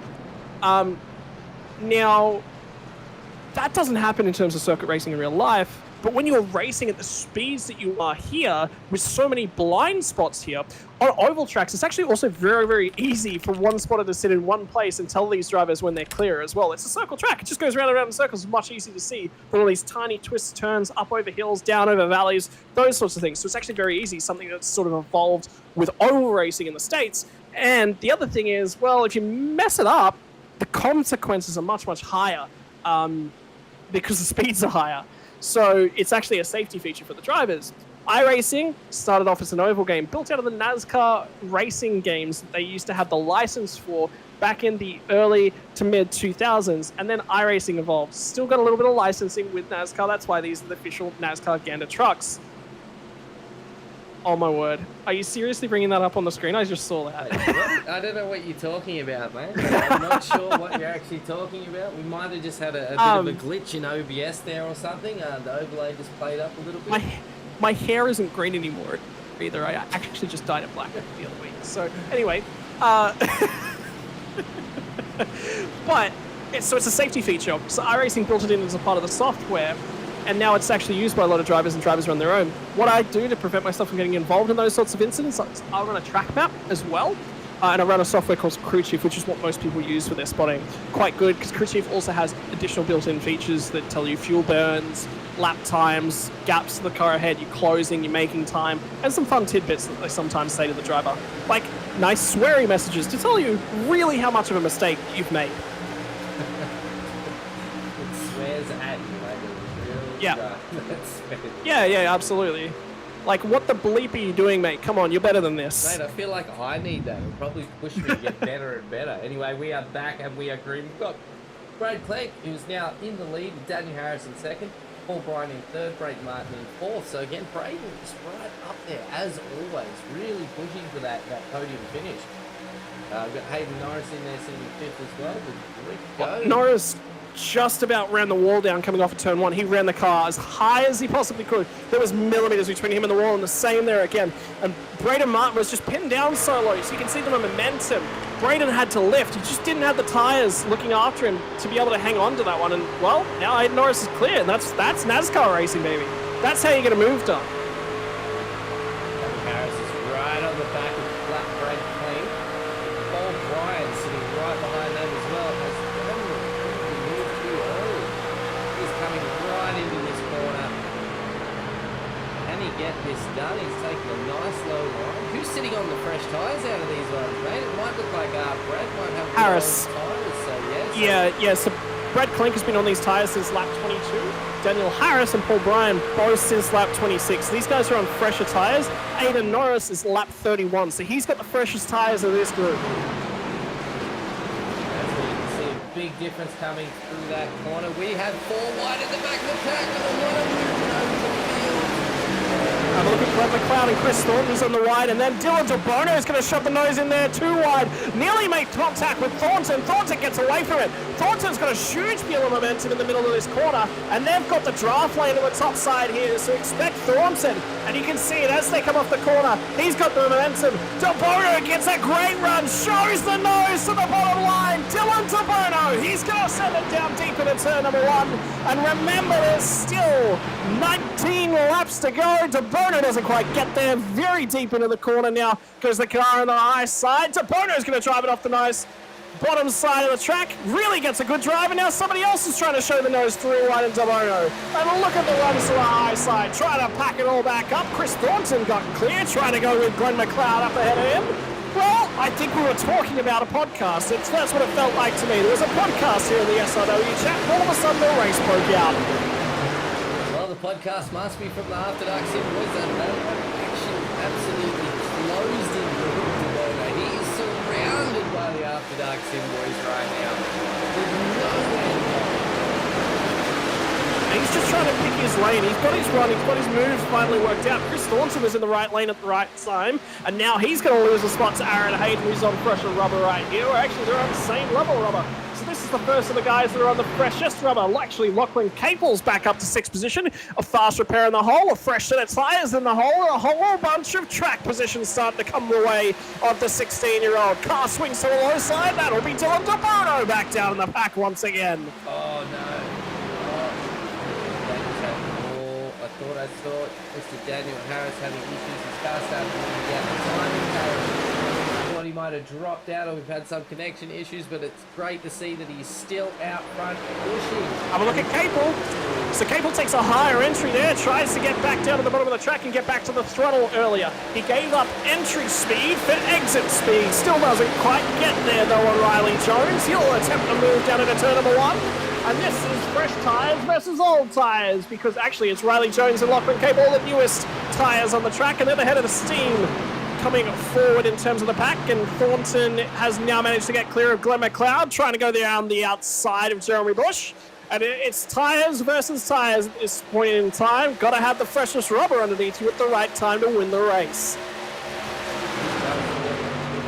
Great show. We have seen so much. 2-car, 3-car, side by side, corners down the straights. These guys are really turning it up for us tonight. You can see from the first round right up to now the experience these guys have got. Oh, we've had a clip. Oh! Oh, they both hold it. How did they hold that? Well and done. they've managed to keep it going. Yeah, well done by both drivers. And McLeod, so well done, guys. That was that could have been absolute chaos. And that's just Tom Neal. He knows he's got to get these moves done. He's got the fresher rubber. He needs to start making progress because the other guys that are on those fresher tyres are coming. So it puts a little bit of pressure on him as a driver. He's just a little bit too deep. Didn't expect Glenn McLeod to lift that much on the corner entry. And he had to settle back in. But now have a look at the fight still raging up at the front end of town. It's Daniel Harris versus Paul Bryan. These guys have gone for track position, still with sets of tyres behind the wall. They've only used 2 at this point in time. Still 2 remaining to these 2 drivers. Daniel Bryan is just going.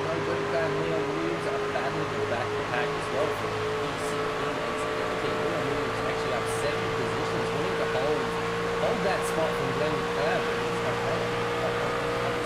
Right now on board with Leon right now, and you can see Glenn McLeod and Tom Neal really starting to fight and push forwards. Leon's going to have to try and hold these guys off of that position, but we still have a lot of laps to go. And have a look at the difference with Leon Williams. You see how much more pace he could take into the corner because he didn't have to allow for another car to be side by side with him compared to the guys behind. They're holding each other up in terms of Tom Neal and Glenn McLeod. They still haven't got the move done. Now for the race lead.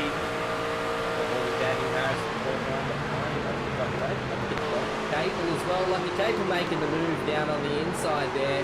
Gets it done nicely with that fresh rubber, as you were saying. As you can see, it makes a huge difference. Oh! Clank is out of fuel. He's out of fuel. Oh, and he spun it into the pits. What has happened? So that's downshifting. So he's gone back to first gear there is what's happened. We have talked about this, that downshifting at the wrong time puts the revs up and just spins your rear tyres.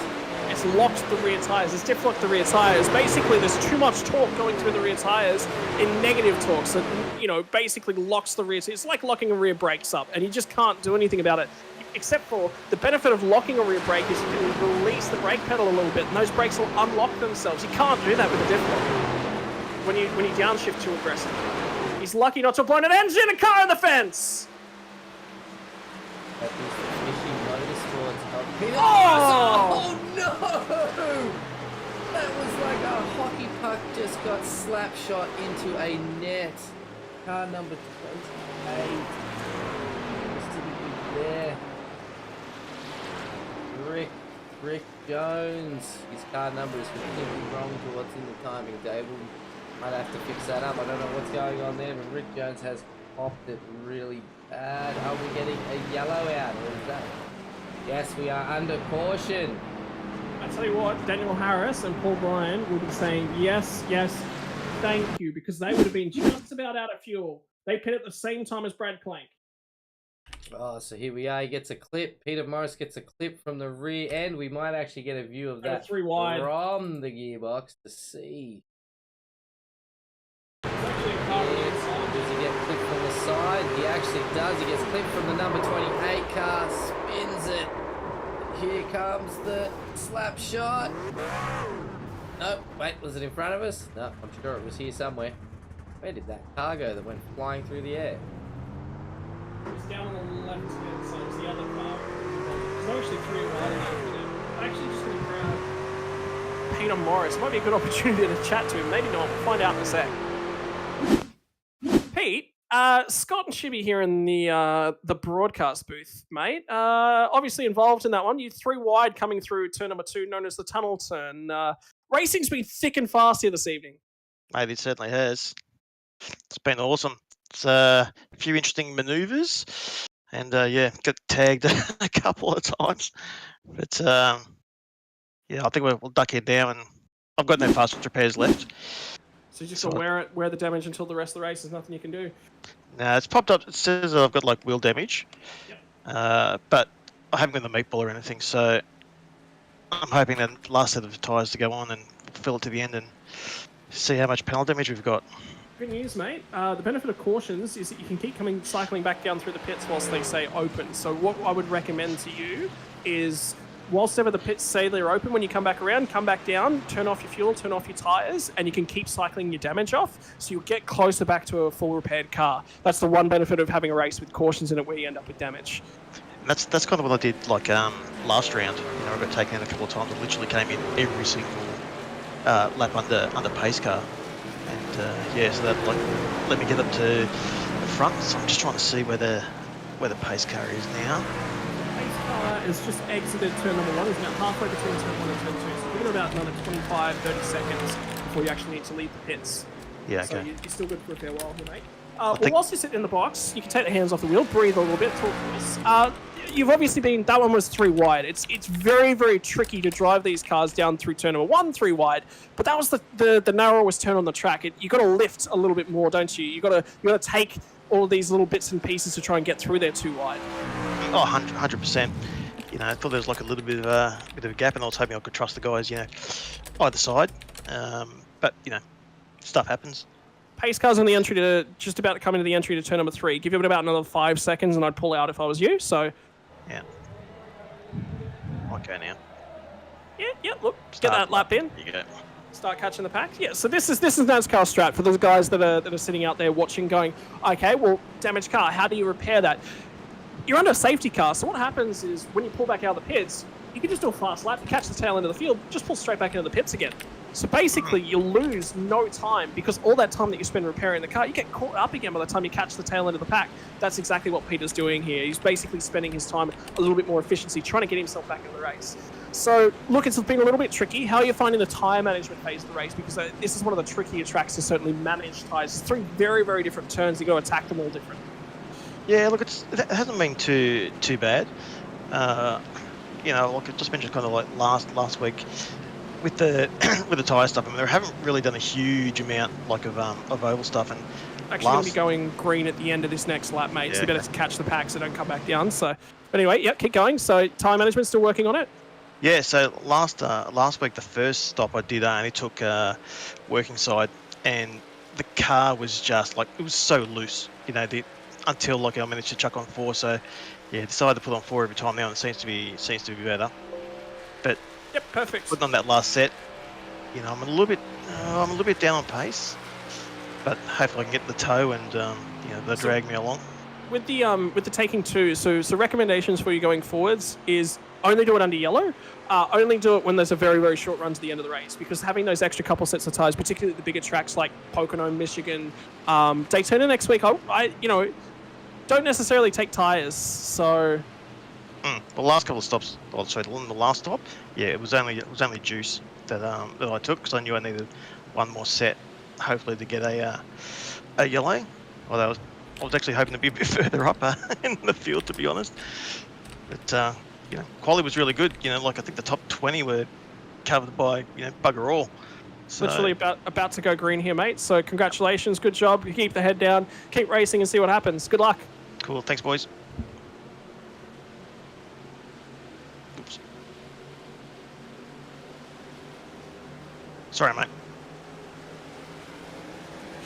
That's Pete Morris. So obviously night hasn't gone perfectly to plan for him. So, but you can just hear the adjustments he's made in strategy as we go back green here as well.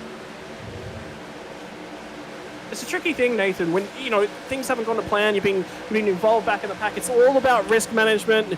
The reason that we add 2 fast repairs for this series is these guys are getting used to it. They're getting used to the cars. They're getting used to the style of racing, and that's going to lead to errors.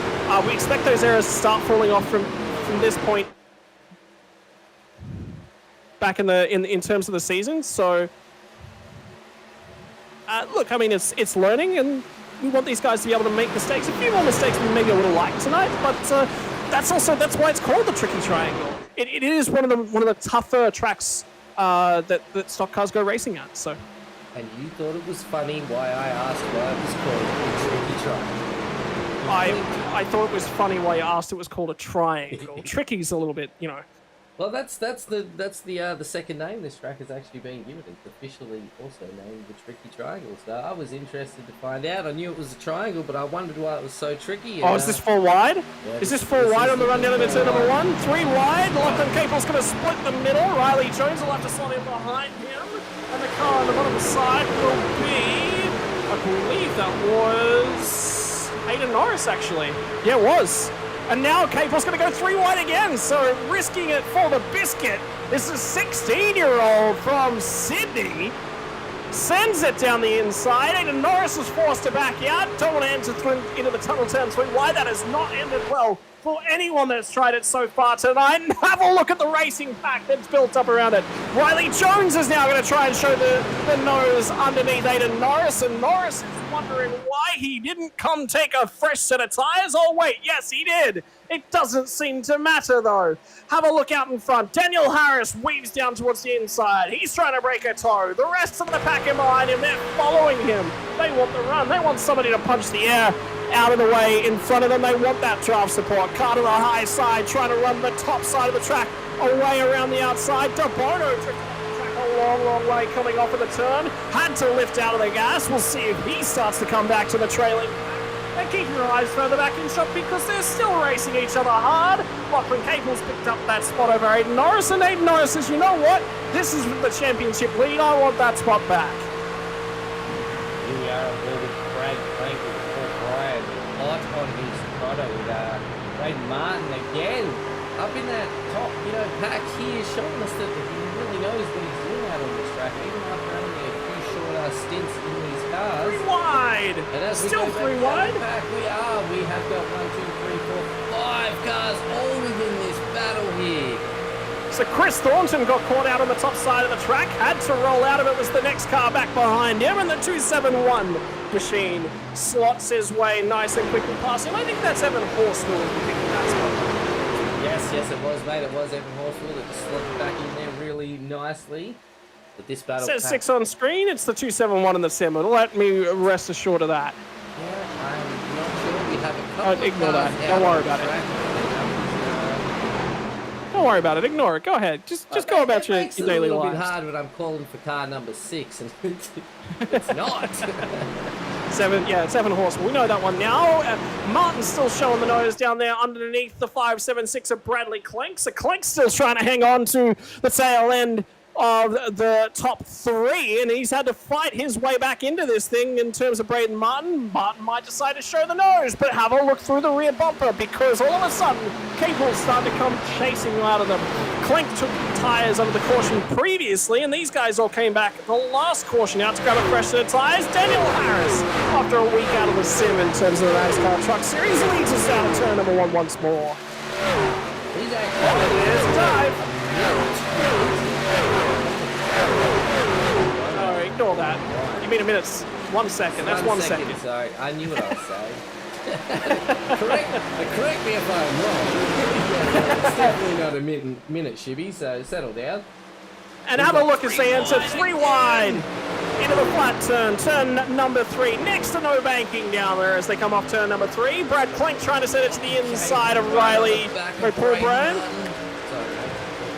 He's blocking absolutely perfectly. That's what you're going to do in Braden Martin's shoes, and now Capel's going to try and show the nose. I'd go the top side, Capel, if I was you. Capel decides the way to go. Dylan DeBono's on old tyres, and now it's going to be Paul Bryan that shows what fresh rubber looks like and the speed that you can show. Clink trying to show the nose to the bottom side. Blocking all the way to the bottom side of the racetrack is Dylan DeBono. Clink is going to keep his foot in it. And the run comes to the top side. It's going to be 3 wide on the run down of turn number 2. Oh, it's going to be 3 wide in the entry of turn number 2. Car in the middle's got the oldest tyres. DeBono finally backs out and loses a whole bunch of spots. So now your top 3, Daniel Harris, Paul Bryan, Lachlan Capel have all led laps this season and all leading laps in the front group at the moment. Keep your eyes for the back in the pack. Jeremy Bush hasn't had the cleanest of nights so far tonight. Still trying to hang with the top group. Still trying to go and mix it up with the top group. Not quite going to be the case, but he's hunting down, I believe that's Christopher Thornton just ahead of him. He's made it in. Oh boy. What a race we've had this evening, mate. I've enjoyed every single bit of this. We have had constant battles within hundredths of a second from start to finish, from first to 29th ride. It is a show to be shown, and I look forward to go back and watching the replay, and I'm not commentating. It's a show for show, and that's what they're doing right now. DeBono is going to blink out on the top side of turn number 2, loses a spot to Aiden Norris. Norris still starting to try and fight his way back, and have a look at Lachlan Capel, who sends it to the inside of the 42 machine. Paul Bryan finally gets what's coming his way from the snappy 16-year-old, who sets his sights on the other younger driver in the field, and that's the 22 machine of Daniel Harris. Car in the background veers into the pit lane a little bit late, 18th position. That looks to be Riley Jones at this point in time. Wonder why he's coming to pit lane. Well, this could be a good question, right? Everybody is on their seconds. They can do it by Yellow flag out. So is that something to do? No, Riley Jones is coming. No, it's back. nothing to do with Riley Jones, but Riley Jones might be sitting pretty.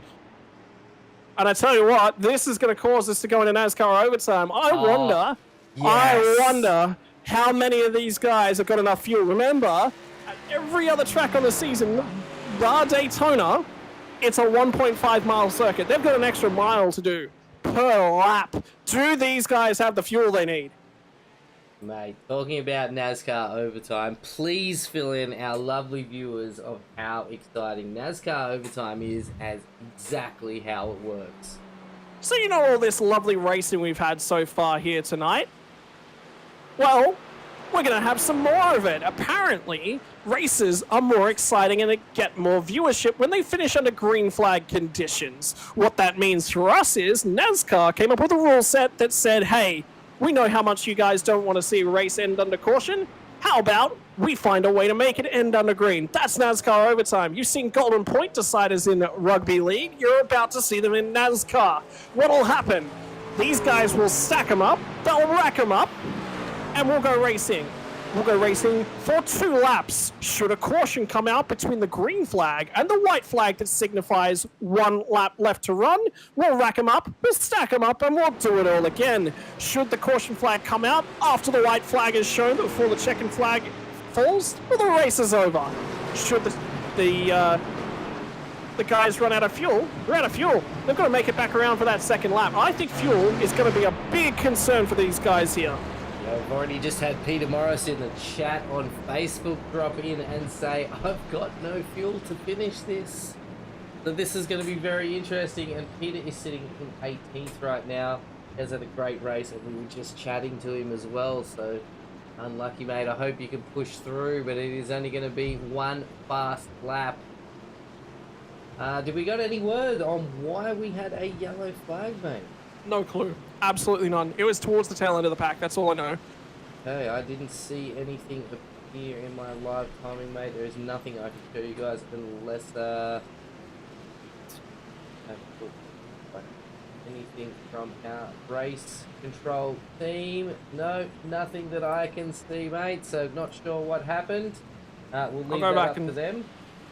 I'll go back and see what I can find. How about that?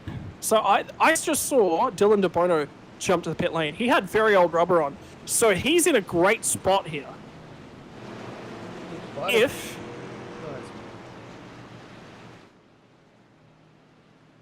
Now, couple reasons for that. Number one, they may be short on fuel. Number two, they had older rubber on. Dylan De Bono played for track position. He was losing that track position. Now he gets another crack at it. And additionally, anyone that pits now and puts that fresh set of tires in, well, we just had a good, 10-lap run? Oh, yeah. So these guys are on all rubber. Let's have a look at some lap times over the last 5 laps from Daniel Harris. He had a fresh set of tires on, pitted at lap 49. His fastest lap of the race was a 54.495 on that run. By the end of that run, 54.495, he'd fallen off 4 to 5 tenths of a second. So if the guys towards the tail end of the lap can get their fresh rubber on, can fight through, can grab a couple spots, then we stack them, we rack them, and we go again, all of a sudden they're sitting pretty. The field spread hasn't happened. They're on really good rubber. They can make some diving moves, but if they get caught up in it, all that fresh rubber's gone to waste. It's going to be interesting because we've got the 2 young guns that we both know are super quick and want to race each other. Yeah, and want to race. So it's going to be extremely interesting. And we're going to be going into NASCAR overtime this lap, or are we going to sit one more with the safety car? One more lap. We'll be going for our first of 2 attempts at a NASCAR overtime tonight. Oh, mate, this gets me excited. It just becomes a mad dash to the finish with the whole pack group back up. So I've just found it. Leon Williams backwards going into turn number 1. He spun off the front bumper of Luke Georgeson, I believe it is. So it's Georgeson and Williams coming together that brings out the fortune. Start of lap 58, and it's the tiniest of touches, There was next to no overlap, and as Georgeson tried to turn into the corner from the middle to top lane, Leon Williams had to lift out a little bit more than he was expecting. There's nothing in it. Okay, so a bit of an incident at the back of the pack there. Hasn't caused too much of an issue with anybody else, just sort of a bit of a tussle between the guys. But yeah, again, thank you all for joining us tonight as we are coming around the second corner. 2 more corners to go. If Skulls ends up on the podium, I might be using that fact from David Nash that's just been posted in the chat. Matthew Skulls, the man that owns 6 cats. I'm going to need all their names and what type of cat they are before the end of the broadcast. Nash also said, Jacob Hughes told me a story about the triangle once. It wasn't a great story, mate. One day maybe we'll have to get together and you'll have to tell me that story. Triangles it's tricky. Yeah, it's tricky story. The fun fact about triangles is they have waves. Sine, cosine, and tangent waves. That one is for sure. You don't get those at the other racetrack on the NASCAR calendar? No, that's 100% right. Alright, as we come around the and straight, are we going to see that pace car pull in?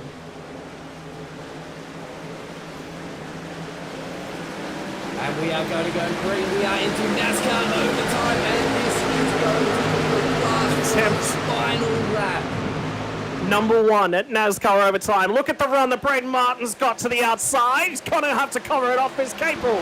Capel trying to swing it around the outside, and Bob Ryan gets the nose ahead. On the entry to turn number 1, keep your eyes on those flames shooting out the exhaust. Those are cars lifting off the accelerator. How much they have to lift off, that'll depend. Now 3rd back in queue. Capel's lost a spot on this restart. If we get back to the start-finish line, see that white flag? Next flag will end the race. So Capel's going to try and slot in line, trying to get the run off the corner. He does get back to the gas nicely in the middle of the corner, but only just so. He'll try and position himself to the top side of the track. But have a look at Braden Martin get an answer in the background. Capel's got a lot of momentum in the middle of the corner here. And the car in behind them is Aiden Norris trying to snow the nose. He's got a great run. They're going to get back to the start-finish line. It's NASCAR overtime number 1 and done. That's all we'll need to finish tonight. 1 lap left to run in the NASCAR series from Pocono, Martin is going to have Norris show the nose to the inside. Tries to settle the car onto the corner. Keep your eyes in front of these guys as well as they're going to race the P2, P3, and Norris and Martin come together. Norris was your series leader. He won't leave Pocono leading the series. Braden Martin makes slight contact there, loses a host of spots. Now it's Harris trying to hold off Paul Bryan for the win. Caution flag has not come out. Let's race it back to the start-finish line. Car going slow down to the bottom side of the track. It's Dylan DeMoto. His race is done. Now Capel tries to get to the inside. Bryan sends it in deep. Capel trying to get back to the gas. He's got a great run on the middle of the corner. It's side by side. It's a drag race to the line. Bryan's got the run, got the nose in front. Who gets it at the line? It's Bryan. Paul Bryan takes P3, P2. What a exciting finish, mate. Gosh, I love me some NASCAR overtime. It just really... Are you kidding? 34 thousandths of a second separate P2 and P3 tonight. They were side by side. That was amazing. A quarter of the car length decides P2 and P3 tonight. Woo! Gonna come and have a look. Let's see. Nice white flag in the air. No, this is checkered. Yep, changes for the checkered flag. They come right on the line. Chasing the draft is Capel. Weaves it back and forth. There's nothing in that whatsoever. A quarter of a car length. Car sideways crossing the line in the background as well. I think that's Chris Thornton. Race over. What a race. What a race indeed. That has to be the most exciting we have seen out of the NASCAR Trucks series so far. And I've seen two exciting finishes out of Paul Bryan, and let's chalk that up as another one.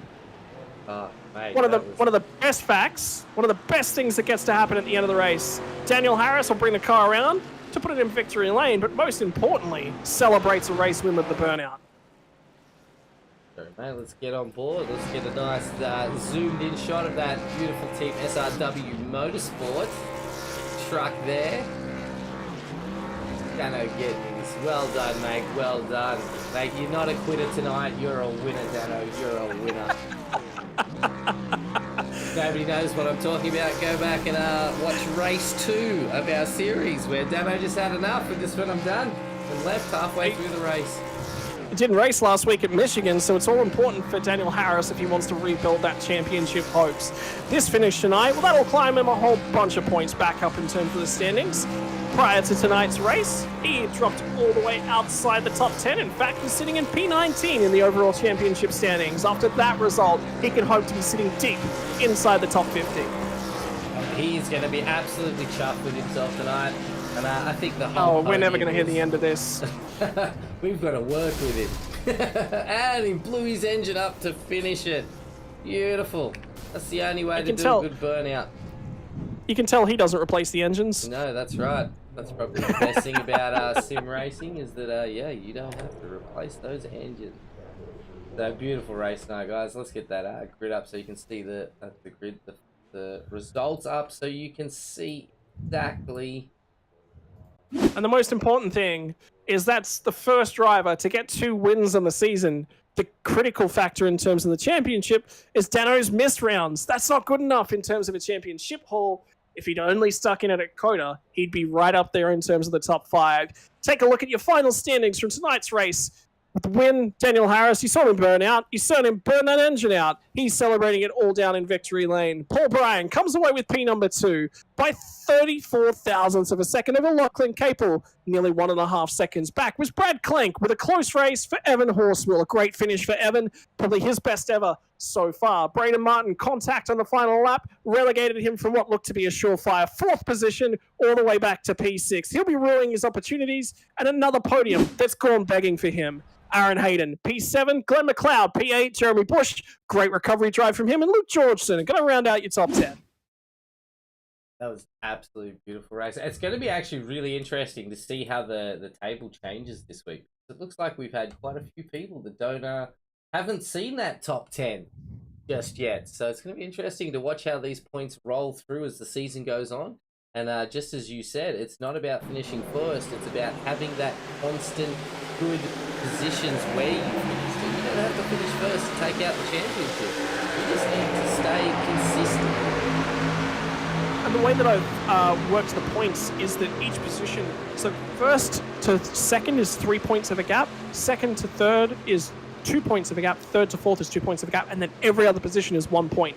So it rewards consistent finishes on the podium. The first guy that we'll talk to from our podium finishes here tonight, this is, I think, Lockie, your third podium so far of the season. It's critical to make sure that you're regularly finishing on that podium. And the number 18 truck finds itself on the bottom step of the podium, but hey, podium's a podium. Wasn't after a little bit of a calamity midway through the race with Dylan kind of shafting me into the wall. Had to try and make a comeback and went out on an actually really good strategy, which I ended up accidentally forcing someone else into, but we won't talk about that. Basically, I had the last option. I had 6 litres left I needed to fuel. I could have A, came in and just fueled, or B, tried to clutch and I started clutching, and I might have been able to like fully clutch and make it out pretty easily, but unfortunately it went yellow, so I came in, had my another set of tyres that I didn't take, and it proved out to be very useful for me as I was able to work my way up and through the battle of the blockade of De Bono, which I don't think ended well for him. But yeah, after that I kind of wanted to make friends a little bit with Dano to see if we could just try and run away a little bit, because I know it's all about that consistent finishing, as you were saying. So I kind of wanted to guarantee that top 3 somehow, and it ended up being like that. And Paul got a better jump than me, and I had a go at him at the end, but I think he overdrove the corner just perfectly, and I underdrove the corner too much. So yeah, 16-1 worked well tonight. I was nearly taking 14, but thanks to your advice later on and from previous times, I went 16, and I actually found it quite a lot faster and better. Wasn't expecting to do this well, but it kind of clicked for me about 5 minutes at the end of the practice session, because I finally realized how to drive the track properly.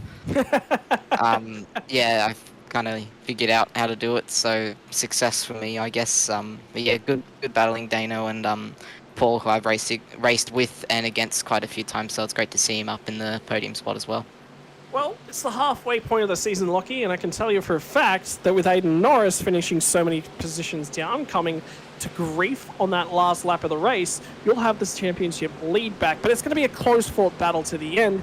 Halfway through the championship, do you start thinking, it's risk management time? Is that what's going to be going through your mind going through the next 5 rounds, particularly with Eldora Dirt next week?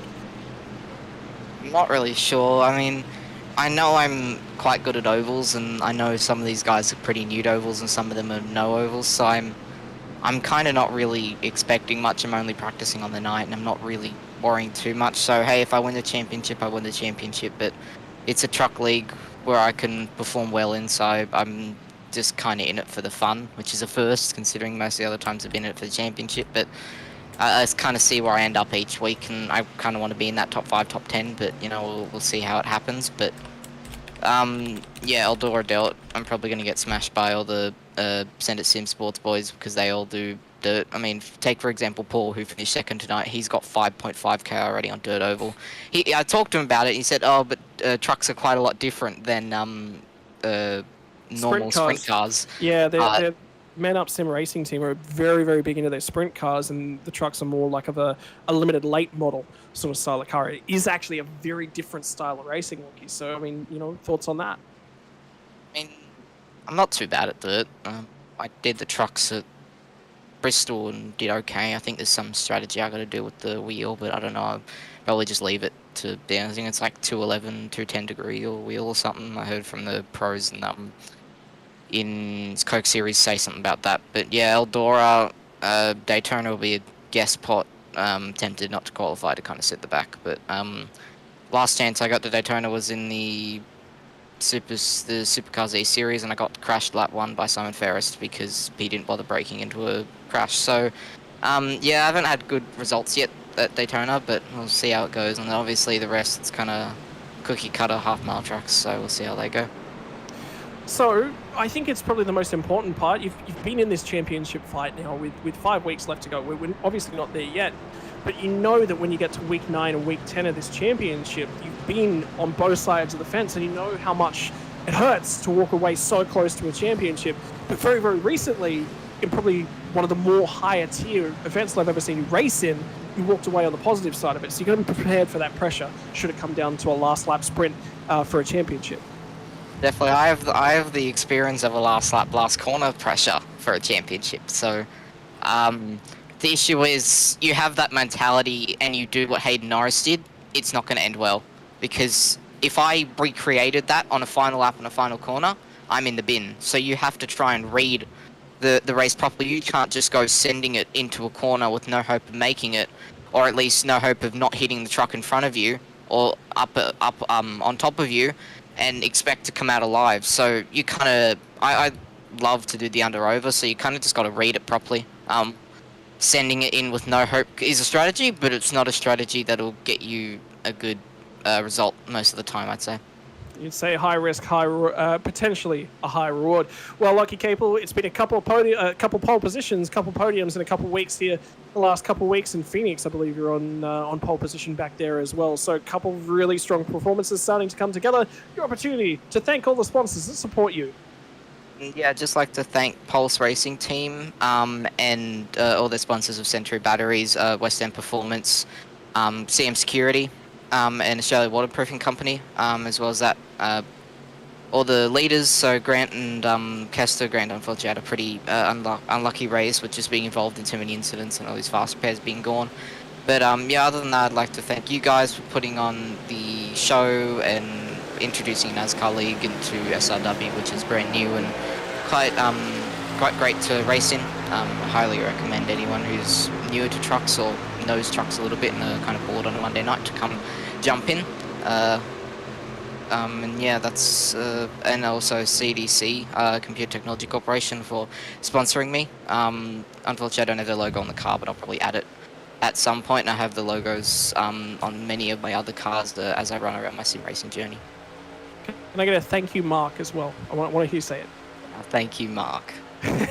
Mark is Lockie's dad. He's a big supporter of his racing, and big reason why he's successful as he is. Thank you very much for your time, Lockie. Go and celebrate with the family and get back to bed. You've got school in the morning, young man. Yeah, I do. Whatever. Well, good night, Lockie. Well, what a performance from Mr. Capel. I was hoping that we might be able to try and grab Paul Bryan, but I don't see him on Discord, so we're going to have to give him a skip. He might drop in a little bit later on. We might be lucky enough to pick him up at that stage. We do actually have Daniel Harris on standby. Nathan, are you prepared to talk to this man? Oh, not quite yet, but we may as well give him his time on the mic so he can gloat and feel great about himself. So let's get him in here. God, this second time this season, Daniel Harris has won another race, ladies and gentlemen. Yeah, boy. Yeah, boy, that's all you've got to say, Daniel? That was an exciting race. I was talking to Dean. No, sorry, it was Stephen, who was my spotter. No, it was Dean. Apologies. Anyway, get my segments mixed up. This is not good, especially for the team that I'm racing with. No, it was a really good race. Me and him were talking strategy with the fuel, and I used up 2 sets of tires really quickly, which I don't think I should have. And then on that last pit stop that I got, that safety car basically came out with I think about 2 liters or 2 laps left of fuel. So I was able to jump into the pits and get that sorted. And then I was smooth sailing to the end. I started pulling that gap. It was about 2 seconds. And then the safety car came out and I thought it was all over. And then I was able to get a good start off the line. Well, Dan, the sponsors have called in. They said, you blow the engine, you buy it. So I guess that means you're not racing the rest of the season. You don't have enough money to afford the next couple of tracks because you're paying for a brand new engine. No, I think I should be right. Pretty sure I'm okay. You know, it's that type of sport. You know, you've got to have quite a bit of cash is king, isn't it? So. Mate, Nah, look, it another was, strong performance here tonight. So big thanks and big props to Dean Sinkovich on the strategy. But at the end of the day, it comes down to the driver. You had to get a good launch off that line, and you got the good launch. And I think probably the critical factor for you was that I think if Caper was attached to your bumper going down into turn number 1, it's over. I think Caper might have got the move done. I think you're exactly right. It was I think I was lucky to have him on my right instead of right behind me, because he would have just been right on the back of me, rather than Paul was about not a car lengths back, but a fair amount. And there was a couple of times where I didn't get the best start off the line, but I managed to bring it home. I was very happy. You can ask Dean. I was screaming as I crossed the line. So. It's a tricky track. There's 3 turns. There's not 4. There's a whole bunch of things that are different about tonight. And talk to us about your experiences. I mean, at some stage during the night, and something we're starting to see with all of that racing that we're getting, is that you've got to shuffle yourself back in the pack. You've got to throw a strategy wildcard out there. One at some point during the night. So, you know, the server setups. Gee, the guy that's doing those is doing a bang up job. But you've got to put yourself back in the pack, and you've got to learn to race around everyone in the field with that little bit of respect. And you've got to look for those mistakes. You managed to cut your way through the field at the right times. Yeah, I got pretty lucky. I asked Dean, because Dean was watching the stream. He wasn't actually able to get in and spot me, so he was just watching on stream. And I think there was twice that I went up the inside at turn 1. But it was quite tricky because I hadn't actually done any practice, and I just sort of jumped in and was like, oh, it's Pocono, you basically just lift a lot into every corner. And my strategy-wise was just to copy Lachlan, which worked up until he got put into the wall. So I thought he was like done and dusted, but he drove really well. I was actually like, props to Lachlan for that drive. It was incredible.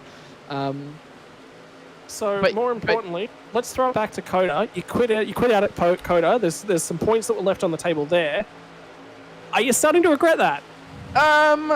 Not really, because I think if I continued Coda, I probably would have just ended up putting my head through a wall. It was points, but I don't think it was worth me putting myself through the pain. I'm actually more regretting that I didn't start last week at Michigan, because that probably would have been a decent chunk of points as well. And I've heard it's a pretty good track. Eldora Dirt I've not actually raced on yet for next week, so I'm going to try and get a little bit of practice, because obviously dirt is not asphalt. So I'll try and get a bit of practice in, but I don't know how that's going to go. Ladies and gentlemen, quote of the race right there: dirt is not asphalt. Just remember, Nathan, for the rest of the week when Dano's in the commentary booth, if something comes up and there is an answer like that comes out, quote of the week here on SRW TV: dirt is not asphalt. Mate, I think you're going to need to shut your mouth a little bit more. You're starting to get yourself on stream. You're starting to get yourself noticed. No, I think I'm all right. Is that like a square's not a triangle? Yeah. Square is 3 corners is not 4. I was listening into the stream so delayed then. Am I able to leave the interview early? And here's your opportunity to thank your sponsors. I'll get out of here. A big thank you to obviously the boys over at SRW for bringing me on board for this season. For you guys for running the stream, Sim Racing World, of course, the league, the team, the TV, everything, promo department, DSL Welding, and yeah, that's about it. Apparently, I'm your teammate, Scotty, officially. Oh no. We've got a picture of that. I'm retiring from the racing. I'm We've done. got a picture of Scotty's race picture. No, that was a really good race. And I heard some of your commentating over Dean's end, and it sounded like you were enjoying it as well, Scott. So No, I hated it because you won. Congratulations, mate. Look, it's an honor to now be racing alongside of you at SRW TV. Cheers, But mate. look, I think you need to go pick up a spanner. It takes a fair while to get an engine out of a car, and I feel like you're going to be working that one off for a while, buddy. She'll be right. Congratulations on the win, buddy. Have a great night. We'll see you next time. Cheers, guys. Paul Bryan was just around just a moment ago. I'll see if he can come back. He's had to run to put his daughter to bed. He didn't realise how late it was though. It looks like he's not going to be able to make it. But we want to say a big, huge shout out to you, Paul, and what a great race tonight. Getting yourself in between the two young guns. It was a blast to see you on track. And oh, hang on, he's in the green room. Oh, have we won? We've won this one. Paul Bryan. We got him here. Child duties take priority, but you've managed to make it here to the podium celebrations, mate. It's been an up and down sort of night. It's been an up and down sort of season. The racing was thick, the racing was fast, and the first of the 2.5 mile tracks. What are your thoughts on the evening so far, Paul?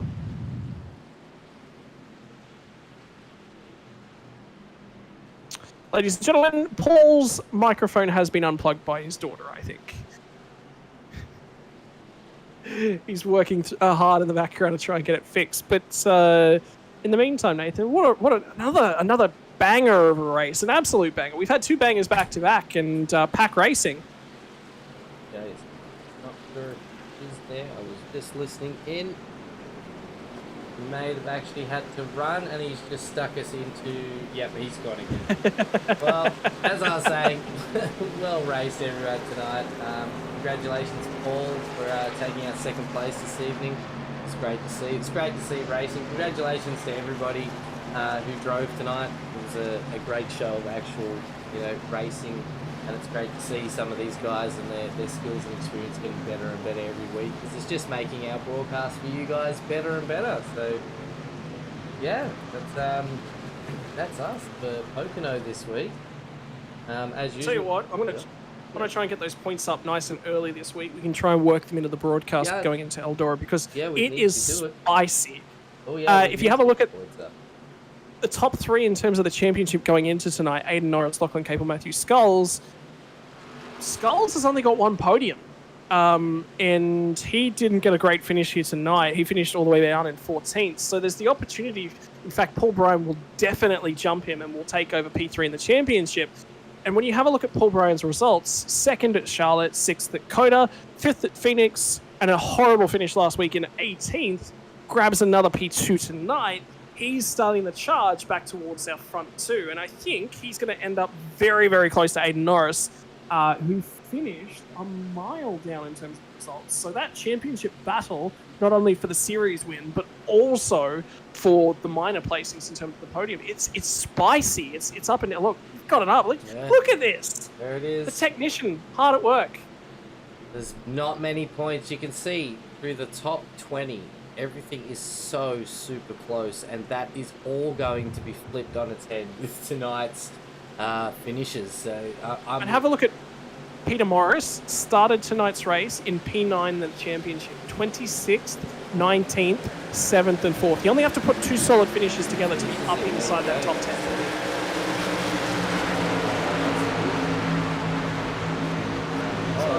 So I think that's going to wrap up our coverage tonight. Just want to say a huge big shout out again to all our major sponsors, DSL Welding, Dragonrc, and the Promo Department. So that was round 5 of the NASCAR Oval Trucks with our encyclopedia of all things oval, Scotty Rankin, and myself, Nathan Shibby Howard, here on Sim Racing World TV. If you enjoyed our broadcast, please hit that like, follow, and subscribe button on all our social media pages to keep up to date with our series. On behalf of the management and broadcast team here at SRW TV, signing off, saying thank you all for joining us tonight, and congratulations to all the drivers. Good night from us at Sim Racing World TV.